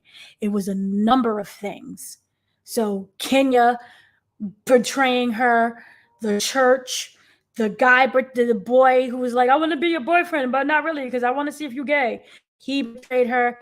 And then you had the death of Marvin. That would have definitely lost her the humanity aspect. So I would have been okay-ish if that would have meant that we would have gotten the harder side of Jukebox. But he lived, I think. I don't know what's going on in that apartment, prayer circle, but I really would have been okay with him. Also, maybe I'm the only person. I can't remember the character's name, but remember when we was watching the original Power and it was Dre? We thought that Dre was going to die. And so Unique, I was like, oh, Unique is basically Dre. He's still alive. But no, I was really like, I thought that he was going to die, but instead he was like the Captain Save-A-Ho moment, Southside. So I'm okay with him living now. But before that whole savior period, I would have been okay with him dying. On top of that, Sal could have gone, but he wouldn't have been a big impact on the show, I felt like. So yeah, I would have been fine with definitely Marvin, one of the brothers, like the core family group. And that's a shame because he's such a good actor, but he's still alive, I hope, unless he bled to death in that apartment. Oh, y'all keep wanting to get rid of Famous. That's not nice. Oh, yeah, you know what? I got rid of that. I deleted it, but I blocked the user as well. But yeah, so yeah. I was actually gonna say Famous too, because I could have, we could have had a scenario where Freddy's people clapped back, at him, and Famous, got taken out. And that could be also a reason for Jessica to come back. And, maybe she shows up towards the end of the episode, potentially after Zisa died and Lulu's at the studio, maybe she shows up or something. I don't know. But yeah, I thought Lulu was going to go. You thought Lulu was going to go? That scene was so intense. Yeah, that was. Well, that if was you intense. really looked at it, they gave us 2 innocents this season. And remember, I forgot oh Lord, I'm forgetting everyone's name. Courtney Kemp. She always said it's 1 innocent, but now they gave us 2 innocents because Ziza was innocent, even though she didn't care about Cartier, and I'm pretty sure she was the one who dumped the body somewhere. But we got Ziza and we got Renee. And the way how they came with such intensity and they hit all the spots. God, that was so brilliant. They hit all the spots. Like, just how smart are you? Hit all the spots at once so you can't give anybody any chance to flee or send a what y'all had pages back then, a little bleeper on the pager thing. Like, that was just so smart. But I really thought that Marvin was gonna die, but he didn't. Not Marvin, Lulu was gonna die at that moment. I mean, they came with them shotguns. That was such a good scene. Why did y'all want Lulu to go? That's not nice. Keep Marvin, and Lulu can go. I mean, he cry a lot, but he's just emotional. And as Marvin said, emotions are just our feelings, and it's okay to feel our feelings. Hey, so that's funny. No, I agree. That's funny. Well, let me make a few quick comments to your question, Gary, and I also want to say a few things Dana touched on. Marvin is a really cool character. This is a character where the entire season you were rooting for him to get back the relationship that he had with Jukebox. And then I know Gary has said multiple times that this is his favorite character. The scene where they finally the mafia reaches his place and he pulls out that huge gun. Listen, that was awesome. That was intense. I was looking forward to that. So I'm glad that he didn't die, honestly. I think the character needs to live on for a while. And I also think that killing Kenya, that's a placeholder for Marvin getting killed this season because one of them, I guess, had to get taken out. And this entire season, they told you that Jukebox was spending time trying to learn about Kenya. She did. That did not end well. So, yeah, it made sense for that character to go. So I'm fine with that. But Marvin, it probably would have been too soon to take him out, even though they foreshadowed it. They foreshadowed it a lot, several episodes. And even in this episode, when he had that conversation with Jukebox, the last conversation he had with Jukebox about them going to dinner, that easily, because he could have never came back from that. So that's why I said they did a very good job with the writing this entire season for the character. But I'm glad he didn't die. So to answer your question, though, Gary, if there was any main character that they could have taken out this season or that should have died in this episode, listen, I think Famous and Lulu are very good candidates. I like Malcolm Mays as an actor, so I don't want to see him get taken out yet, but I will say this, when he starts to get too close to the vest, as he did in Snowfall, you saw what happened to that character in Snowfall. So his time is coming. Maybe next season is when it happens. But, I kind of feel like I don't want to see it happen quite yet. But Famous, yes, Famous, absolutely. He has to go at some point. As far as other characters are concerned, it's hard to really like obviously they're not going to take out Raquel. Some stuff will happen to Raquel, but I don't think the character is going to get taken out for quite some time if she even does get taken out. Howard, I'm surprised Howard is still here because we spoke about in the premiere episode how all of a sudden the cancer is gone. No other further elaborations on what's happening with his health. I would assume he's okay now. He's just trying to make changes in his life, so on and so forth. But yeah, I kind of feel like Omar Epps, again, this guy is a well-known actor. I don't think they want to get rid of him quite yet. I saw there was a comment mentioned about, are we going to see Symphony return? I would hope not for his sake, because I kind of feel like if he does return, he is going to get killed. So hopefully he gets that job and he stays wherever the hell he's at right now. That's just my opinion. But overall, I would just say Famous, yes, kill Famous. Sal absolutely should have gotten killed, but obviously they have bigger plans for that character to go into the next season and his relationship with Stefano. So we'll see where that goes. But definitely Famous.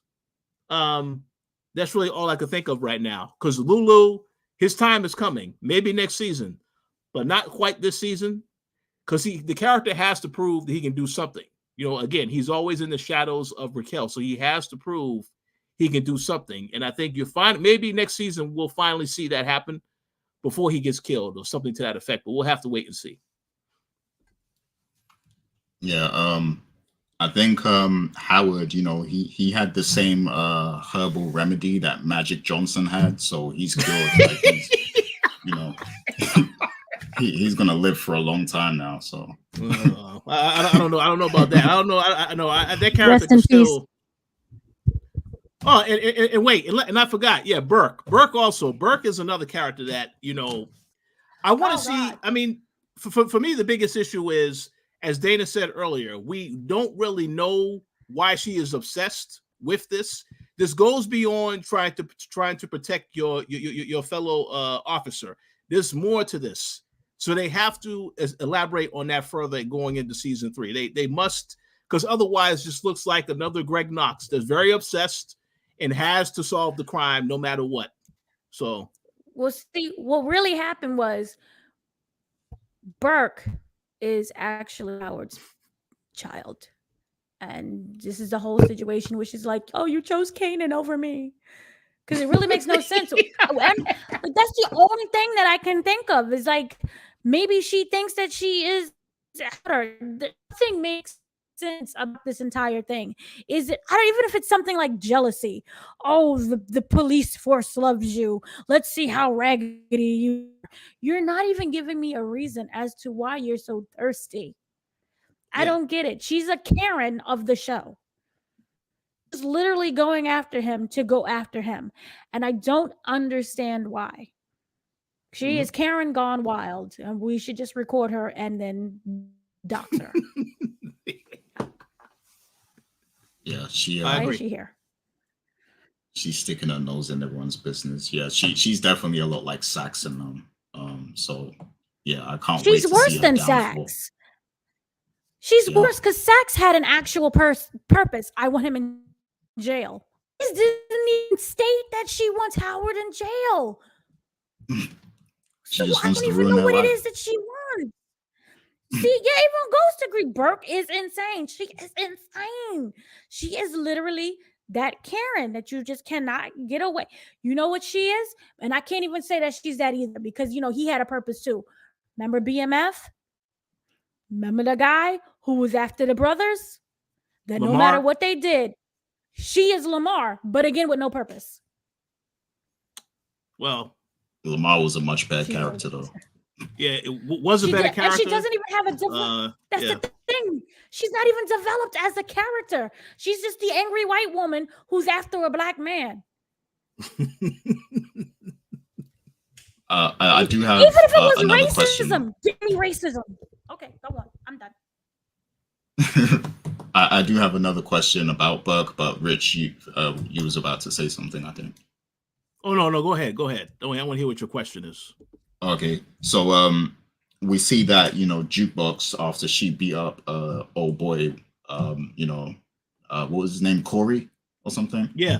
She beat him up, and you know, she ended up in jail and stuff, and it was actually Burke that bailed her out, and she started talking about how, you know, she owes her because she's helped her out a few times, and then, you know, even Jukebox kind of agrees that she has to help her with something. She doesn't tell her what she wants to know regarding Howard, but she tells her, you know, watch your back because, you know, people are after you and that stuff. She warns her basically. So the question is, do you think that Jukebox really does owe her some loyalty? And is this going to come into play in the next season when Howard and everyone tries to take her, you know, tries to basically initiate her downfall and get her out of the way, basically? Is Jukebox going to be like stuck in the middle of that, do you think? Well, let me just make a comment and respond to that and say that the whole scene about her finding out that Howard was telling Nicole's dad that Burke was giving pills to the girls and stuff like that, that was who she was alluding to when she said people have your back, but she didn't outright tell her that Howard is the one that told that lie on you. So that's very interesting that she didn't go that far with it. But to answer your question, Gary, I have no idea. I can only imagine that she is going to eventually, pay her back in some way, shape, or form. I just don't know how they're going to go about that, because they can go about it in a lot of different ways. I know she had the conversation with Nicole's dad, and as there was a comment made earlier on this podcast, it said she had that conversation and told him the truth about Nicole to set herself free. I agree with that. That's what that was. She felt some guilt about what had happened. But I don't really know how she's going to help further. We know that the father is going to be adamant that Burke is involved with what happened to his daughter, even though she told her that she got the drugs from her, from Jukebox. We know he's still going to be adamant. So I that's why I said I'm curious to see how they continue that story going into next season. But I'm not really sure I can really determine, because again, they have a lot of different directions that they can take the storyline. It's just a matter of how they're going to get there. But yes, she is going to continue to be involved in this as long as Burke is around. She's going to feel as though she wants to try and do something to make sure that she doesn't get in over her head in certain situations. But Burke is already in over her head. So this is not going to end well for the character either way. We just have to see how it actually ends and how Jukebox feels about this once she sees her go through her own downfall. So we'll see. Go ahead, Dana. Yeah, go ahead, Dana. What do you think? For me, I think, first of all, Igna 71, you put hands and feet on Corey. The hands, the feet, the teeth, the hair, the toesies, everything was on Corey.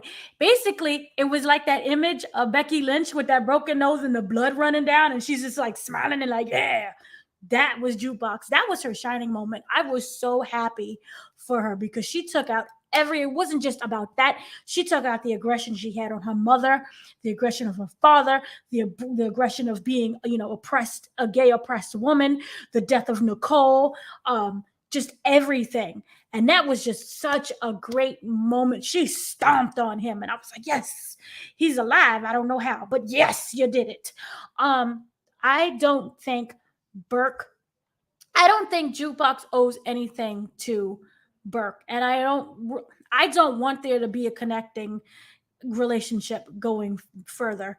I feel like I gave you this, please leave me alone. Now, whether or not Burke tries to reinitiate, she's thirsty and she's a Karen, so very much maybe, but I think that should be enough from Jukebox.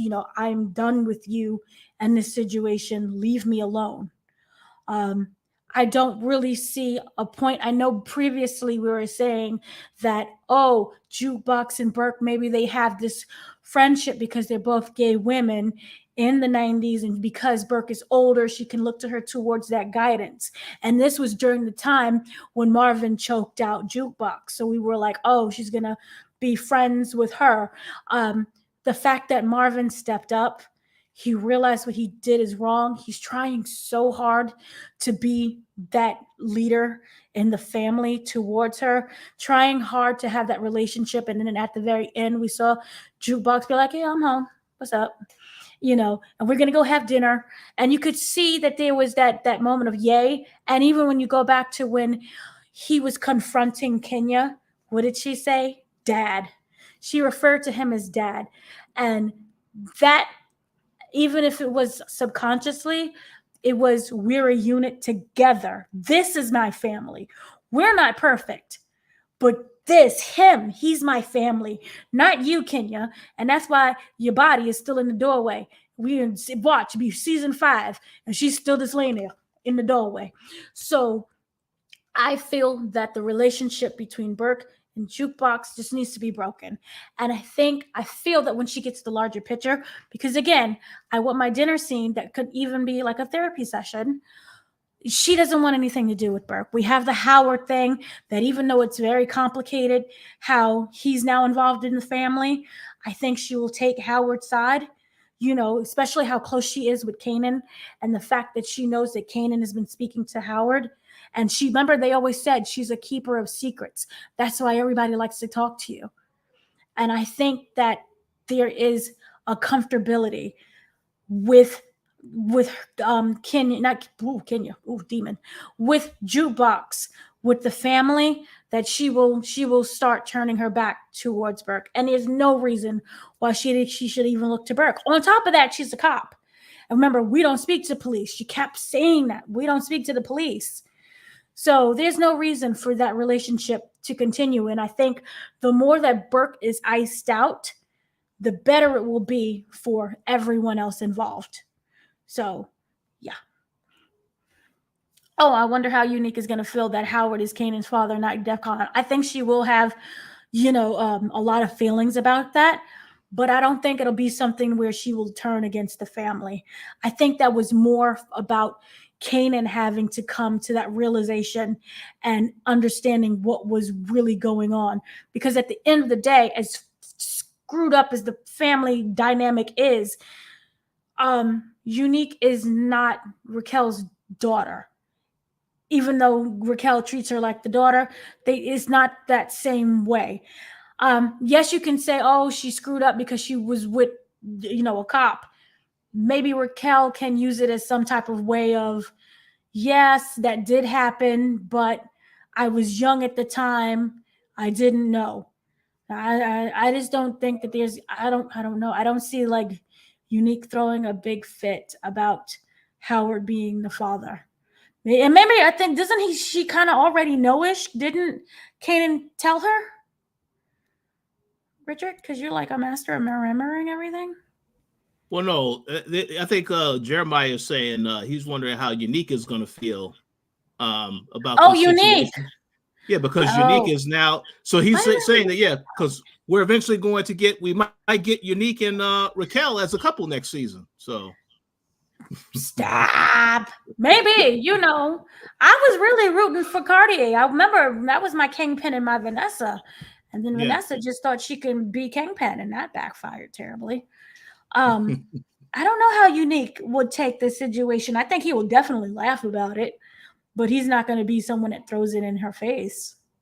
And also, Howard, again, can be an asset. You need that cop that's on your side. That's how Raquel was able to make it, by having that cop on his side.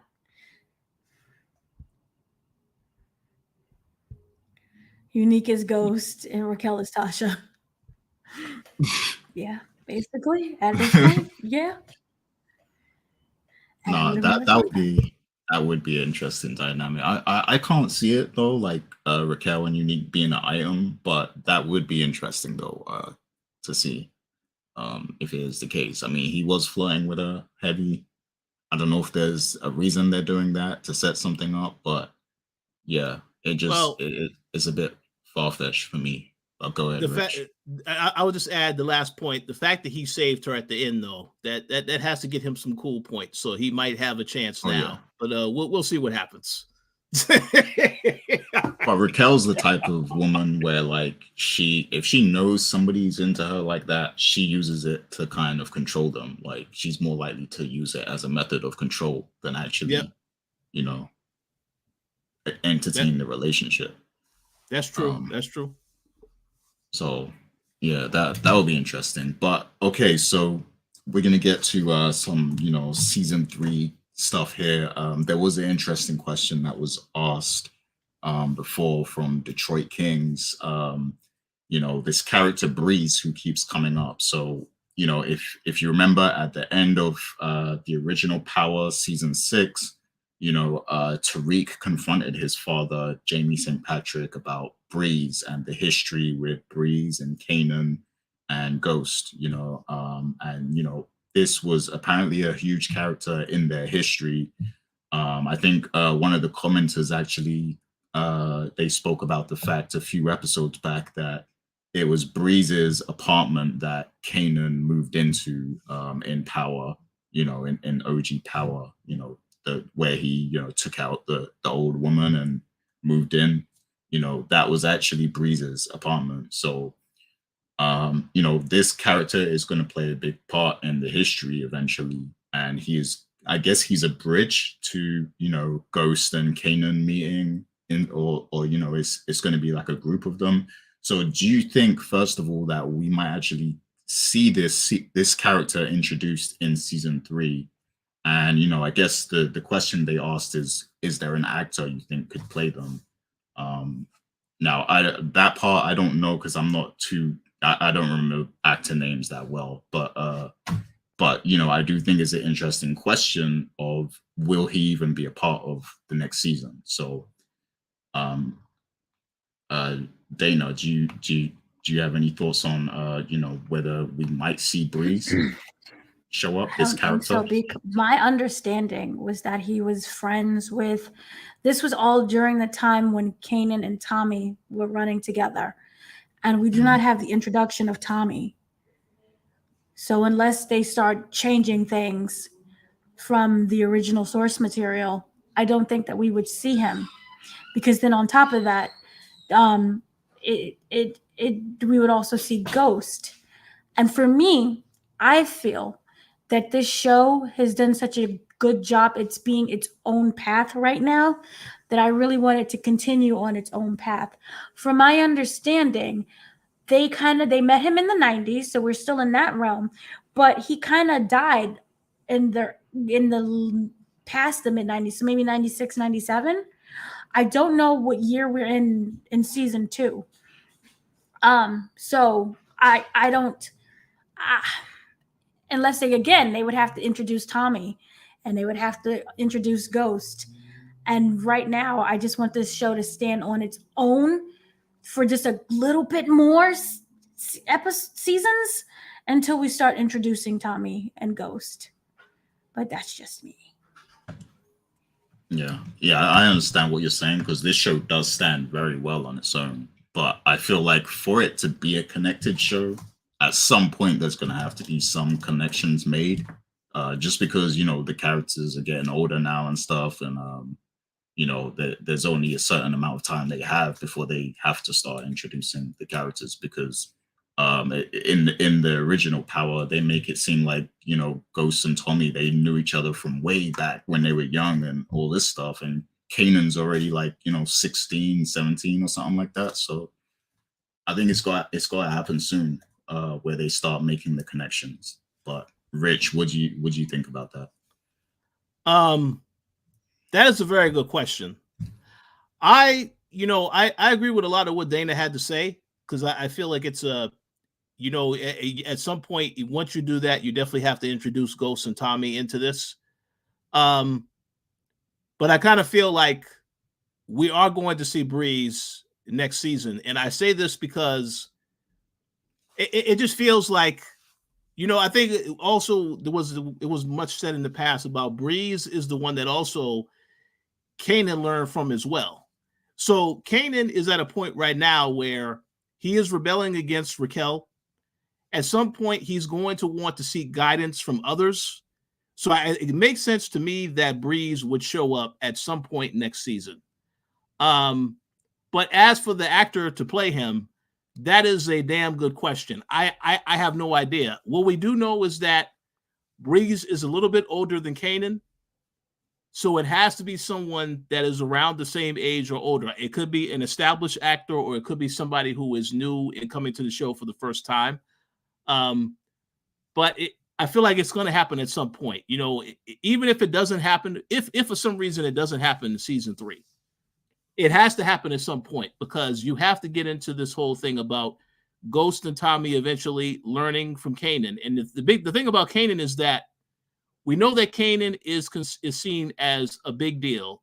So, but right now on the show, he's still earning his wings, so to speak. So they have a little bit of time before they can bring in these other characters.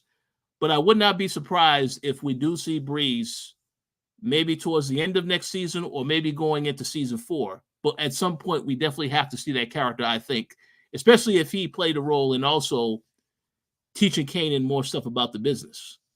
So we'll see what happens. Yeah. So Inga said, you know, Kanan is about 10 years older than Ghost and Tommy. So yeah, I can understand us not seeing those characters for a while. But the way they describe Breeze, I feel like it's totally possible that this character could be introduced very soon. And like Rich said, the end of next season, I think would be a good time for that to happen. So Go ahead, Dana. Are they screwing up the timelines again? Because it says that Breeze was born in 72, and if we're in 91, that would make him 19. And if he is 10 years older, if Kanan is 10 years older than Ghost and Tommy, everyone is kind of babies. Yeah. Because if he's like 16, 17, they're 6 or 7. I don't think they stuck to the timeline. Yeah, and see, a lot of these other comments, they made the comment about Jeremiah said, they did make that comment that he's very smart. He used to watch Jeopardy. This was something we're talking about Breeze here. I don't know, but at some point he has to show up for sure. And I will also add that, to answer Ghost, right now, Raising Kanan, we only know about season 3 that was renewed. I don't know beyond that because obviously, 50 Cent is no longer a part of Stars. He's not really involved with the show anymore. And I do have questions going into season 3 if he is still going to be narrating the beginning and the ending of the show, because I think he brings a lot to that when he narrates the beginning and the end in the end of each episode. So we'll see. Yeah, I really hope he continues doing that because that's some good dialogue when he narrates and stuff. So I hope they manage to keep that up because he still is going to be consulting on the show. So I mean, and the responsibility of just recording those lines isn't too demanding, I think, because he could do that from anywhere in the world as long as he has good equipment. So I think hopefully he can still do that. But yeah, thank you to all the people in the comments with they're pulling up all the facts and stuff. And that was a good question as well from Dana about are they keeping with the timeline? It does make sense because Breeze is older, I guess. He is the oldest. So therefore it's totally possible he could be introduced. And yeah, I guess Ghost and Tommy are too young at this moment to be in the show, but maybe towards the final season of Raising Kanan, they might actually introduce them then. So, but yeah, so before we end off here, let's get to some of our personal predictions of what we might see in season 3. So this time, I guess I'll go first. Yeah. Sorry, my screen messed up. But yeah, this time I'll go first. So for season 3, I guess one of my predictions is, because there's a lot of things obviously that wasn't resolved, and I guess it's going to carry over into the next season. And hold on. Okay.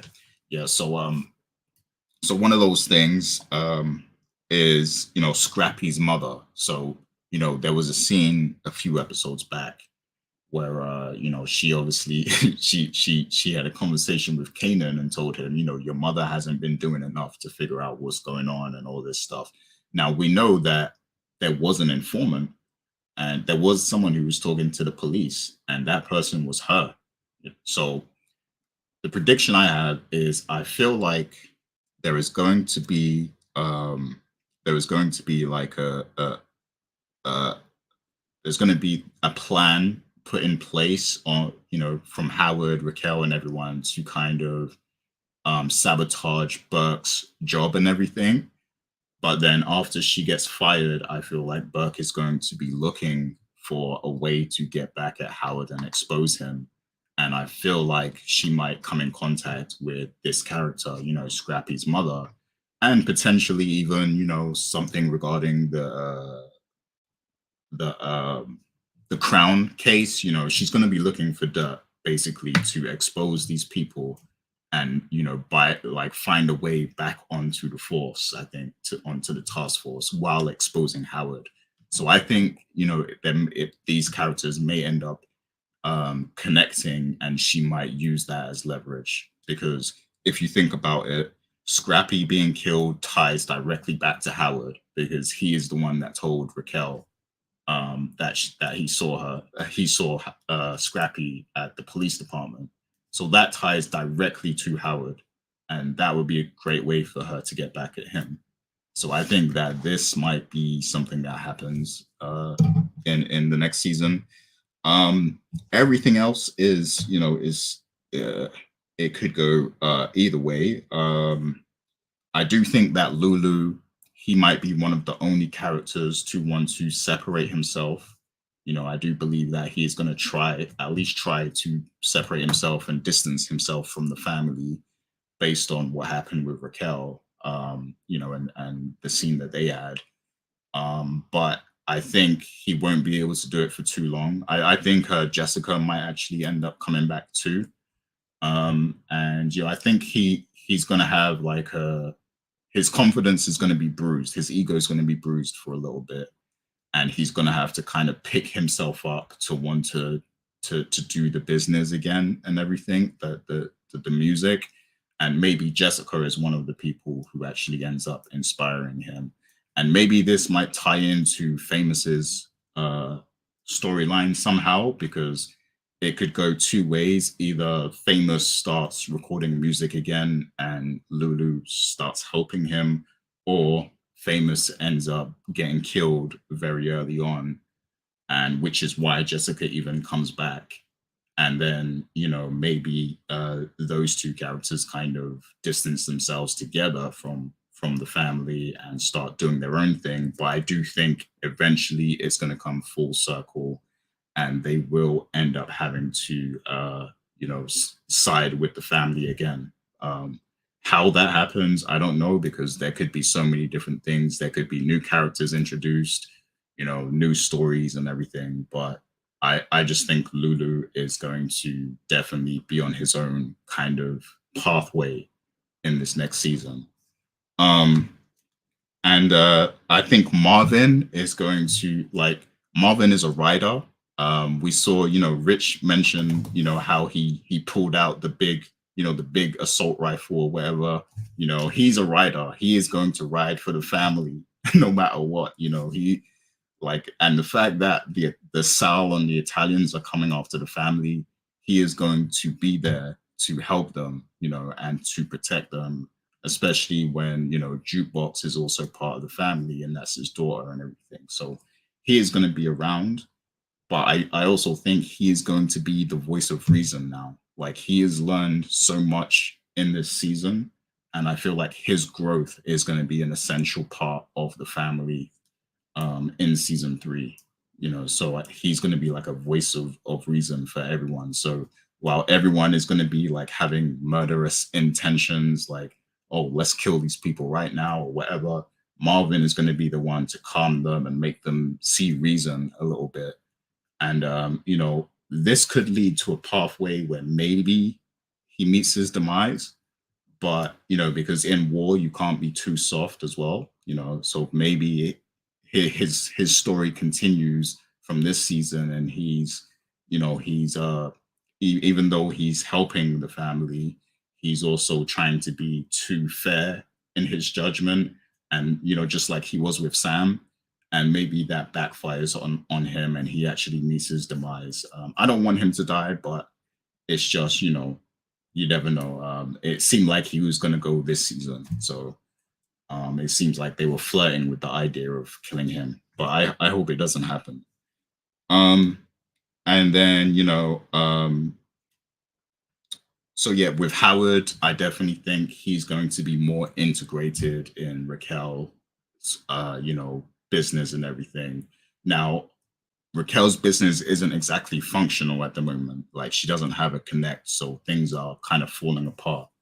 So I think with that, she is in a position where she has to align herself with Howard, and he is also in a position where he has to align himself with her, because their secret, their dirty laundry is in risk of being exposed. So these two characters need each other. But I don't see it. It's not going to be easy them cooperating, because there's Kanan involved too, and we know that Kanan, he is Howard's son. So I think there's going to be a lot of parenting conflicts there. One side versus the other sort of thing, where Raquel wants to instill her values and protect Kanan, but Howard also wants to do things a certain way as well. So I think that is going to cause a lot of conflict, even though those two characters have to cooperate.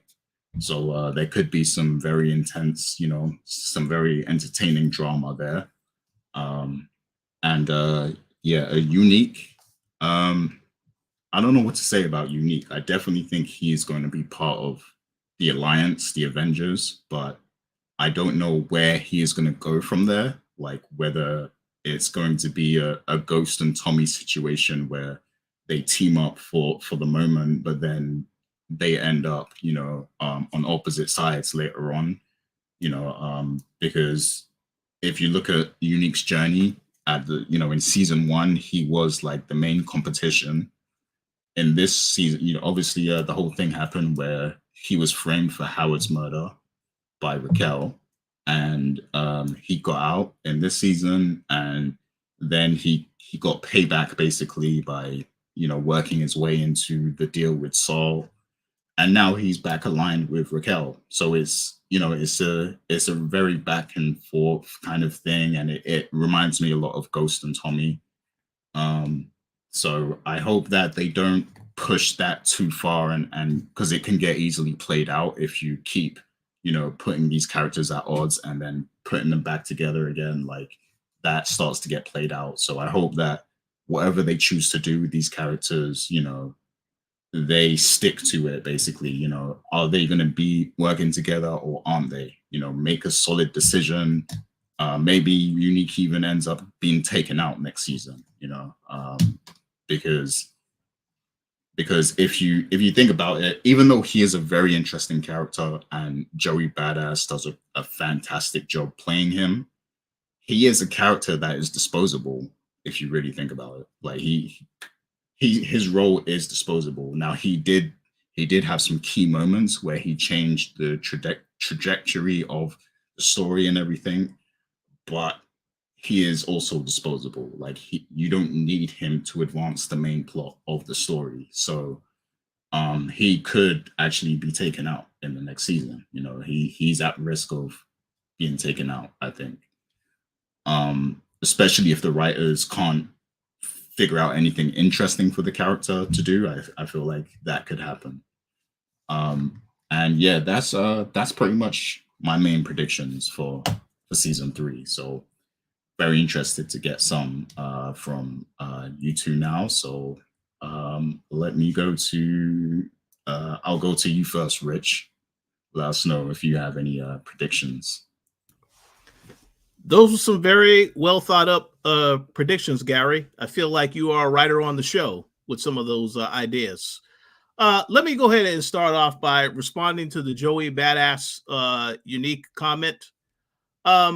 There's a very important thing that happened in this episode that we haven't touched upon, and that is that when Unique had his conversation with Raquel, he said he wants to get out of the drug business and go into something else. That is a very important detail, because that can be how you tell his story next season when we find out what is this other venture that he decides to get into. I also think it's interesting how we learned about the Cartier character and what he was doing in his business, but yet you didn't see how that character is no longer here. So it's easy. I think that was put in there to give you an idea of ways that other people are creating businesses without fully being involved in the drug scene. And that also may explain as to how they're going to handle Unique going into season 3. So I don't think the character is going to go quite yet. I do agree that he can go at any time, and that's actually a good thing when you feel as though a character can go anytime, because it will keep the viewers on the edge of the seat. But I think Unique, we're going to see him figure out his role going into season 3, and I don't think he's going to get taken out yet. It can happen, but I don't think it's going to happen next season. It might be a little while before that, and then also this whole relationship with Raquel. As I said earlier, he did save her in this episode. There is something there. And again, establishing that this is for Southside, that now they are in agreement that they have to work together to get rid of the Italians. So I feel as though that is their main goal going into season 3, to deal with Sal, take out Sal at all costs, and find a way to handle that situation.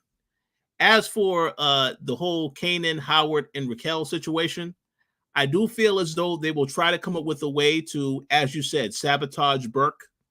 And I definitely agree that character will get fired next season. I do think that I can see that season ending, however, with her getting killed and somehow them thinking that Howard has something to do with that.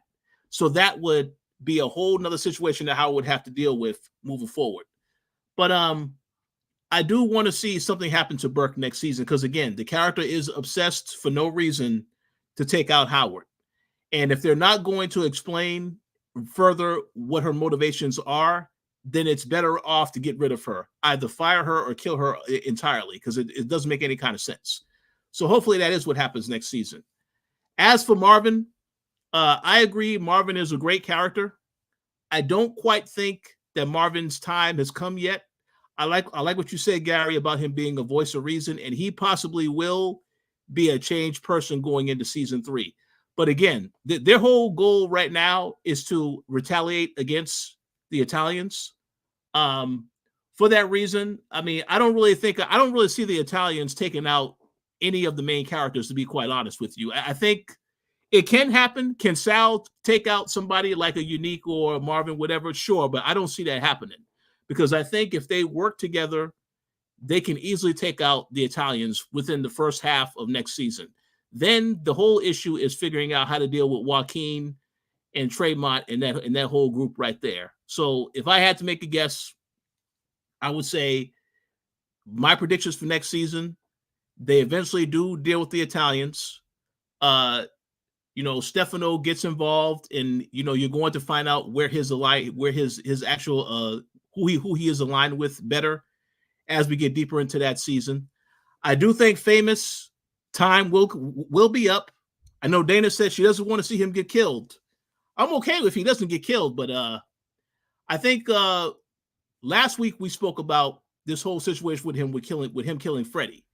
And what would happen if Burke got so desperate and then she wanted to go to Famous? That is the last line that she could go to. If she is unsuccessful with getting Howard, Raquel, and Kanan to admit the truth, she can then go to Famous because Famous saw the blood test. He saw that paperwork. And of course, she acknowledges and she says, hey, I know that you were involved in somebody getting murdered. That she can try to make him talk. And that would set a path in motion where Kanan will have to deal with Famous at that point if he starts speaking up and talking about stuff. So as I said, there's a lot of different directions that they can go into. I don't really know too many other predictions because, again, the way they wrote this season, they did a fantastic job because they made you think that they can do a lot of different, the story can go in any direction. And I want to see the exact same thing happen going into season 3. But I will say this. I look forward to seeing season 3. Hopefully 50 Cent, as you said, Gary, he is still consulting. So hopefully 50 Cent will still be involved. But yeah, I look forward to season 3. But man, we got to wait a long time before we see that. We're talking about maybe next summer at the latest. But we'll see what happens. Yeah, it's going to be a while still. And we got some other shows before then, like Ghost Book 2 and Force, which the people are talking about right now in the chat. I see. Not some good things being said about Force, but, but there you go. Well, unfortunately, we are going to be forced to watch that second season before we see this show. So that's rather unfortunate. But it is what it is. There you go. Rich is the master of the puns. So there you go. But Dana, what is your predictions for season 3? Really, really quickly, Jeremiah said Force finished filming after that terrible first season. I wonder where they're going to go. They're going into the trash. That's where they're going. I kid. We love Force. Thank you, stars, for Force. No, first of all, by the way, it's Academy Award winner, Joey Badass. Just want to put that out there. Academy Award winner. He has a really interesting, I think, dynamic for season 3. For the simple fact that we don't know where his motives are right now. And like I said previously, it seems like an only person who will kill you, Raquel, will be me type of situations. It's that enemies, friends, frenemies, super friends. We don't know exactly what's going on between them. And I think at that moment, they were kind of stuck and they needed each other. She definitely needed someone. She needed an ally.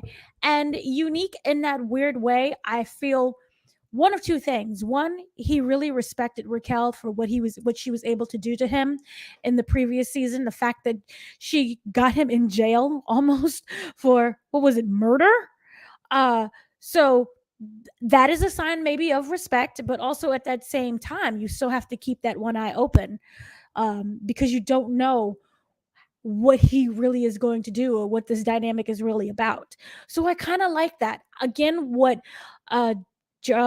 Gary said previously, I don't want that back and forth where they're friends one year and they're enemies the next. And it does get tiresome after a while. I think right now it was a really great, refreshing surprise to see that happen. I do not want him to die. I like him very much. But I do think that right now it would be great for him just to help her. And then we did have that conversation previously if he wants to get out of the business. My issue with that was I don't know how sincere he truly was about that situation. Because remember, to me, it was like he was always just lying in the cut, but he made his moves completely off screen, especially in terms of with the Italians. I will always say Italians because the way how he says that is just funny to me. So that whole situation where I think he was trying to set everybody up so that he would come out as the ultimate winner. So I don't know whether or not that was true. He really wants to step away from the business. And at the same time, I really felt like he was forced to partner with Raquel because of the death of Roel. They were close. They were like brothers, and I expected him to die multiple times because we didn't know where Roel was at with their relationship. Remember, he was bouncing around between Unique and also with Raquel, but his allyship always relied on Unique. So with him completely gone and we're not able to build from there, he may actually end up forming that relationship again with Raquel. I do not want any romantic situations. I know you guys are like, yeah, everyone bangs. And I'm like, no, not them. You don't have to bang everyone on the show. A Tyler Perry movie. I'm sorry, that's hilarious. Secondly, on top of that, this is what I wonder. When Raquel had that entire breakdown situation with Lulu, and she was like, I own you. It happened to be at that very moment when she threw the vase with the flowers, because remember, she lost everything. That was supposed to be her celebratory day. We're like, yay, I won everything. I'm the queen of Manhattan, no, Queens, and of New York City in general. Remember when we saw her in season 1 finale, how she was kind of looking over at the kingdom as everything was on fire, that she set on fire, and watching the police run and track down what was going on, and how it was like splayed out, all dead and whatnot. We thought he was dead, but he had that miraculous turn. And now we see like the downfall of that queendom that she thought was hers is not hers.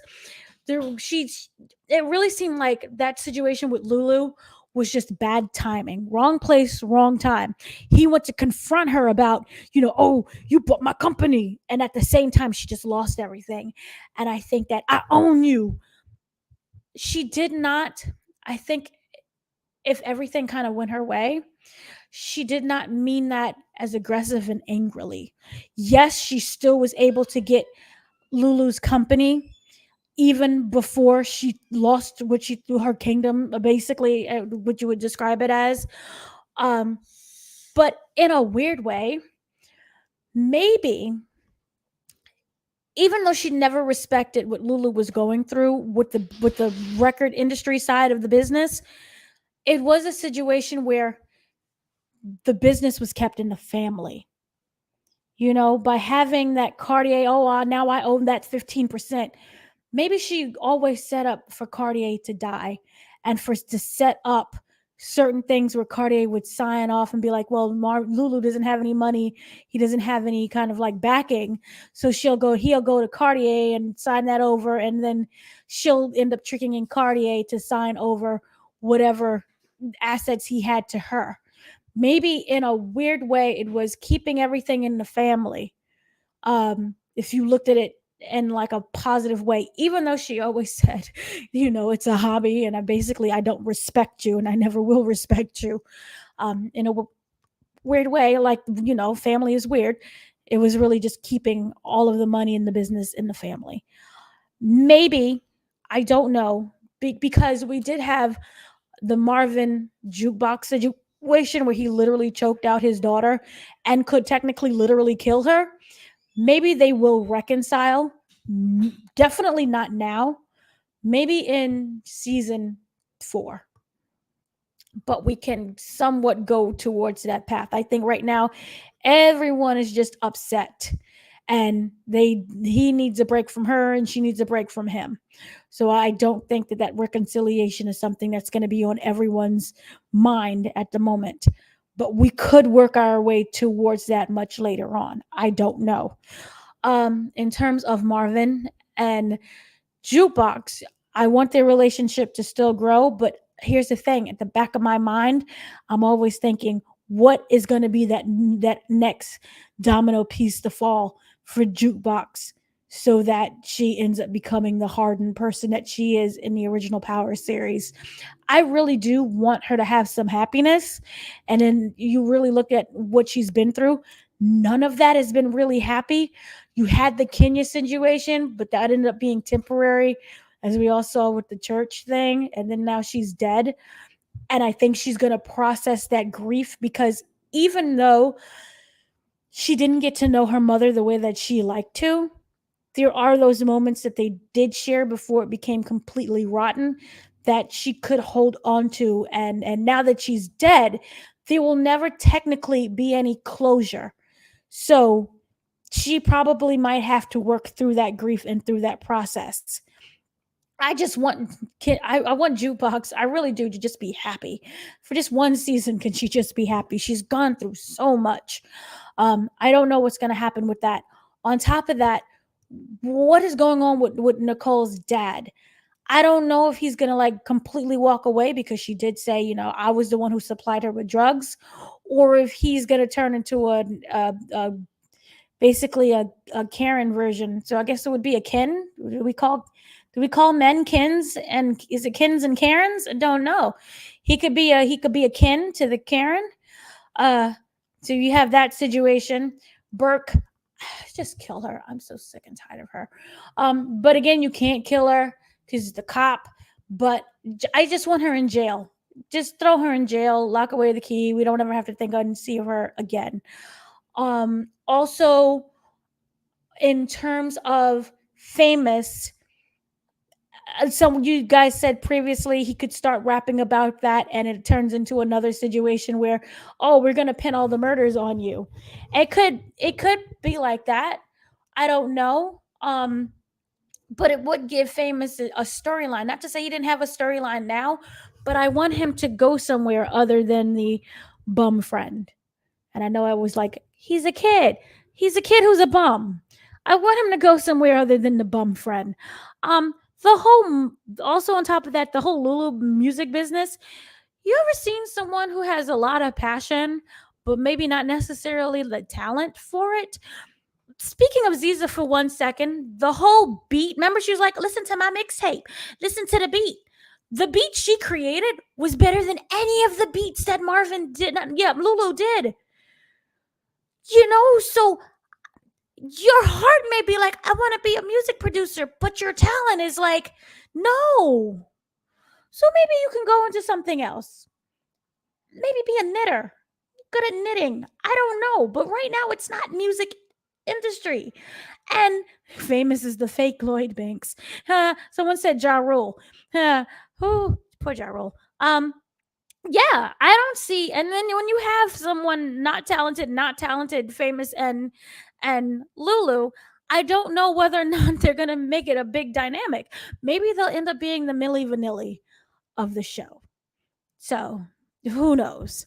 But to me, it just seems like that music business is not happening unless some miracle ends up coming through. And I don't know exactly what's going on with Famous, because remember when Famous did have that mixtape, no one wanted that tape. Remember, it was Kanan who had to pair the drugs with the mixtape, and then they left the pictures were all on the ground, and the people were smoking the crack, and it was like Famous was just right there. His face was all plastered all over the whole ground. I wonder if that's going to also come into play as well when they start investigating the shooting that happened with Freddie. Or maybe Freddie will just be one of those situations where we just no longer talk about, because there's been so many times that we've seen people murdered and no one really brings it up again. I don't know. Also, on top of that, we have the Crown situation with the perfectly laminated business card that was just sitting in the bottom of the lake for all that entire time. They have to start pinning it on something.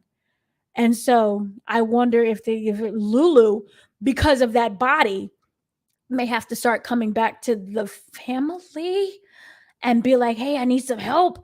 But he's so disgusted. I don't know what's going on. He could, maybe he blames it on Raquel as payback. So there's so many ways that this can go, which is something that I really liked, because the writers have kind of given us so much without answering everything, that this, and people's motives are kind of all over the place, which is a good thing.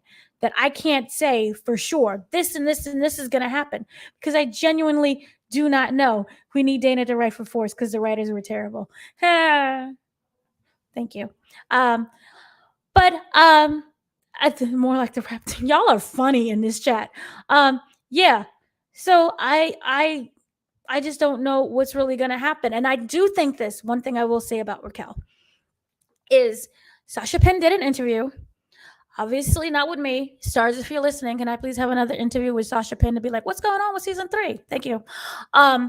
He did mention that for Raquel, she will have to balance that family and work life. And work, of course, obviously means the drug business. But what's really interesting is that you cannot have that 50-50 balance, period. I don't care how much of a super mom person that you is, because the second that, say, you put your focus on, even if it's for one day I'm going to focus on the business, you're going to miss something about the family. And the second that you focus on the family, you're going to miss something about the business. This is just plain basic facts of life. If I'm, taking care of my crying kid, I can't really focus on my project that I have to do at work. So I don't think that she's going to be able to balance both of that. And we've seen her kind of slip up with this at the moment. The family has gone a little bit awry. And while she may be focusing on family for season 3 because everything is so fractured, something is going to miss out with the business side of things. And that's when we see someone else rise into power. And I don't know who that is. That's a good thing. Maybe it's Tony Danza's character, because he is in season 3. Maybe Burke actually catches a break and something happens, even though I don't know your end game. Even if you're just a racist and don't like black people, at least that's an end game. I don't even know your end game, but something could happen there. And so I do feel that the work-life balance is going to be completely fractured, and something has got to give. And at this moment, I feel the family may need her a wee bit more than the business, especially her son, especially Kanan.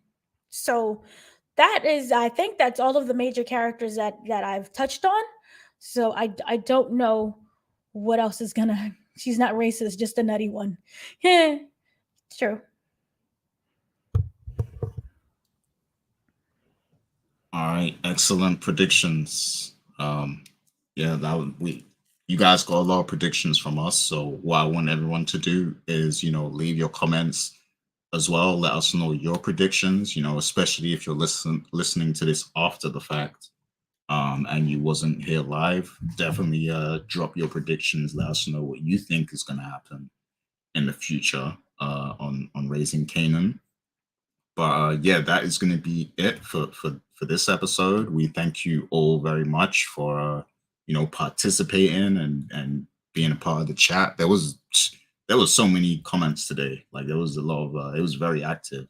So thank you very much. I can't think of a better way to kind of end off this season of Raising Kanan than to have the people with us, sharing in this recap and everything. And of course, we will be back very soon, in a few weeks in November. The actual date hasn't been announced yet for Book 2 Ghost Season 3, but we expect that the announcement and possibly a trailer is coming very soon. And we of course will be back to cover that show too.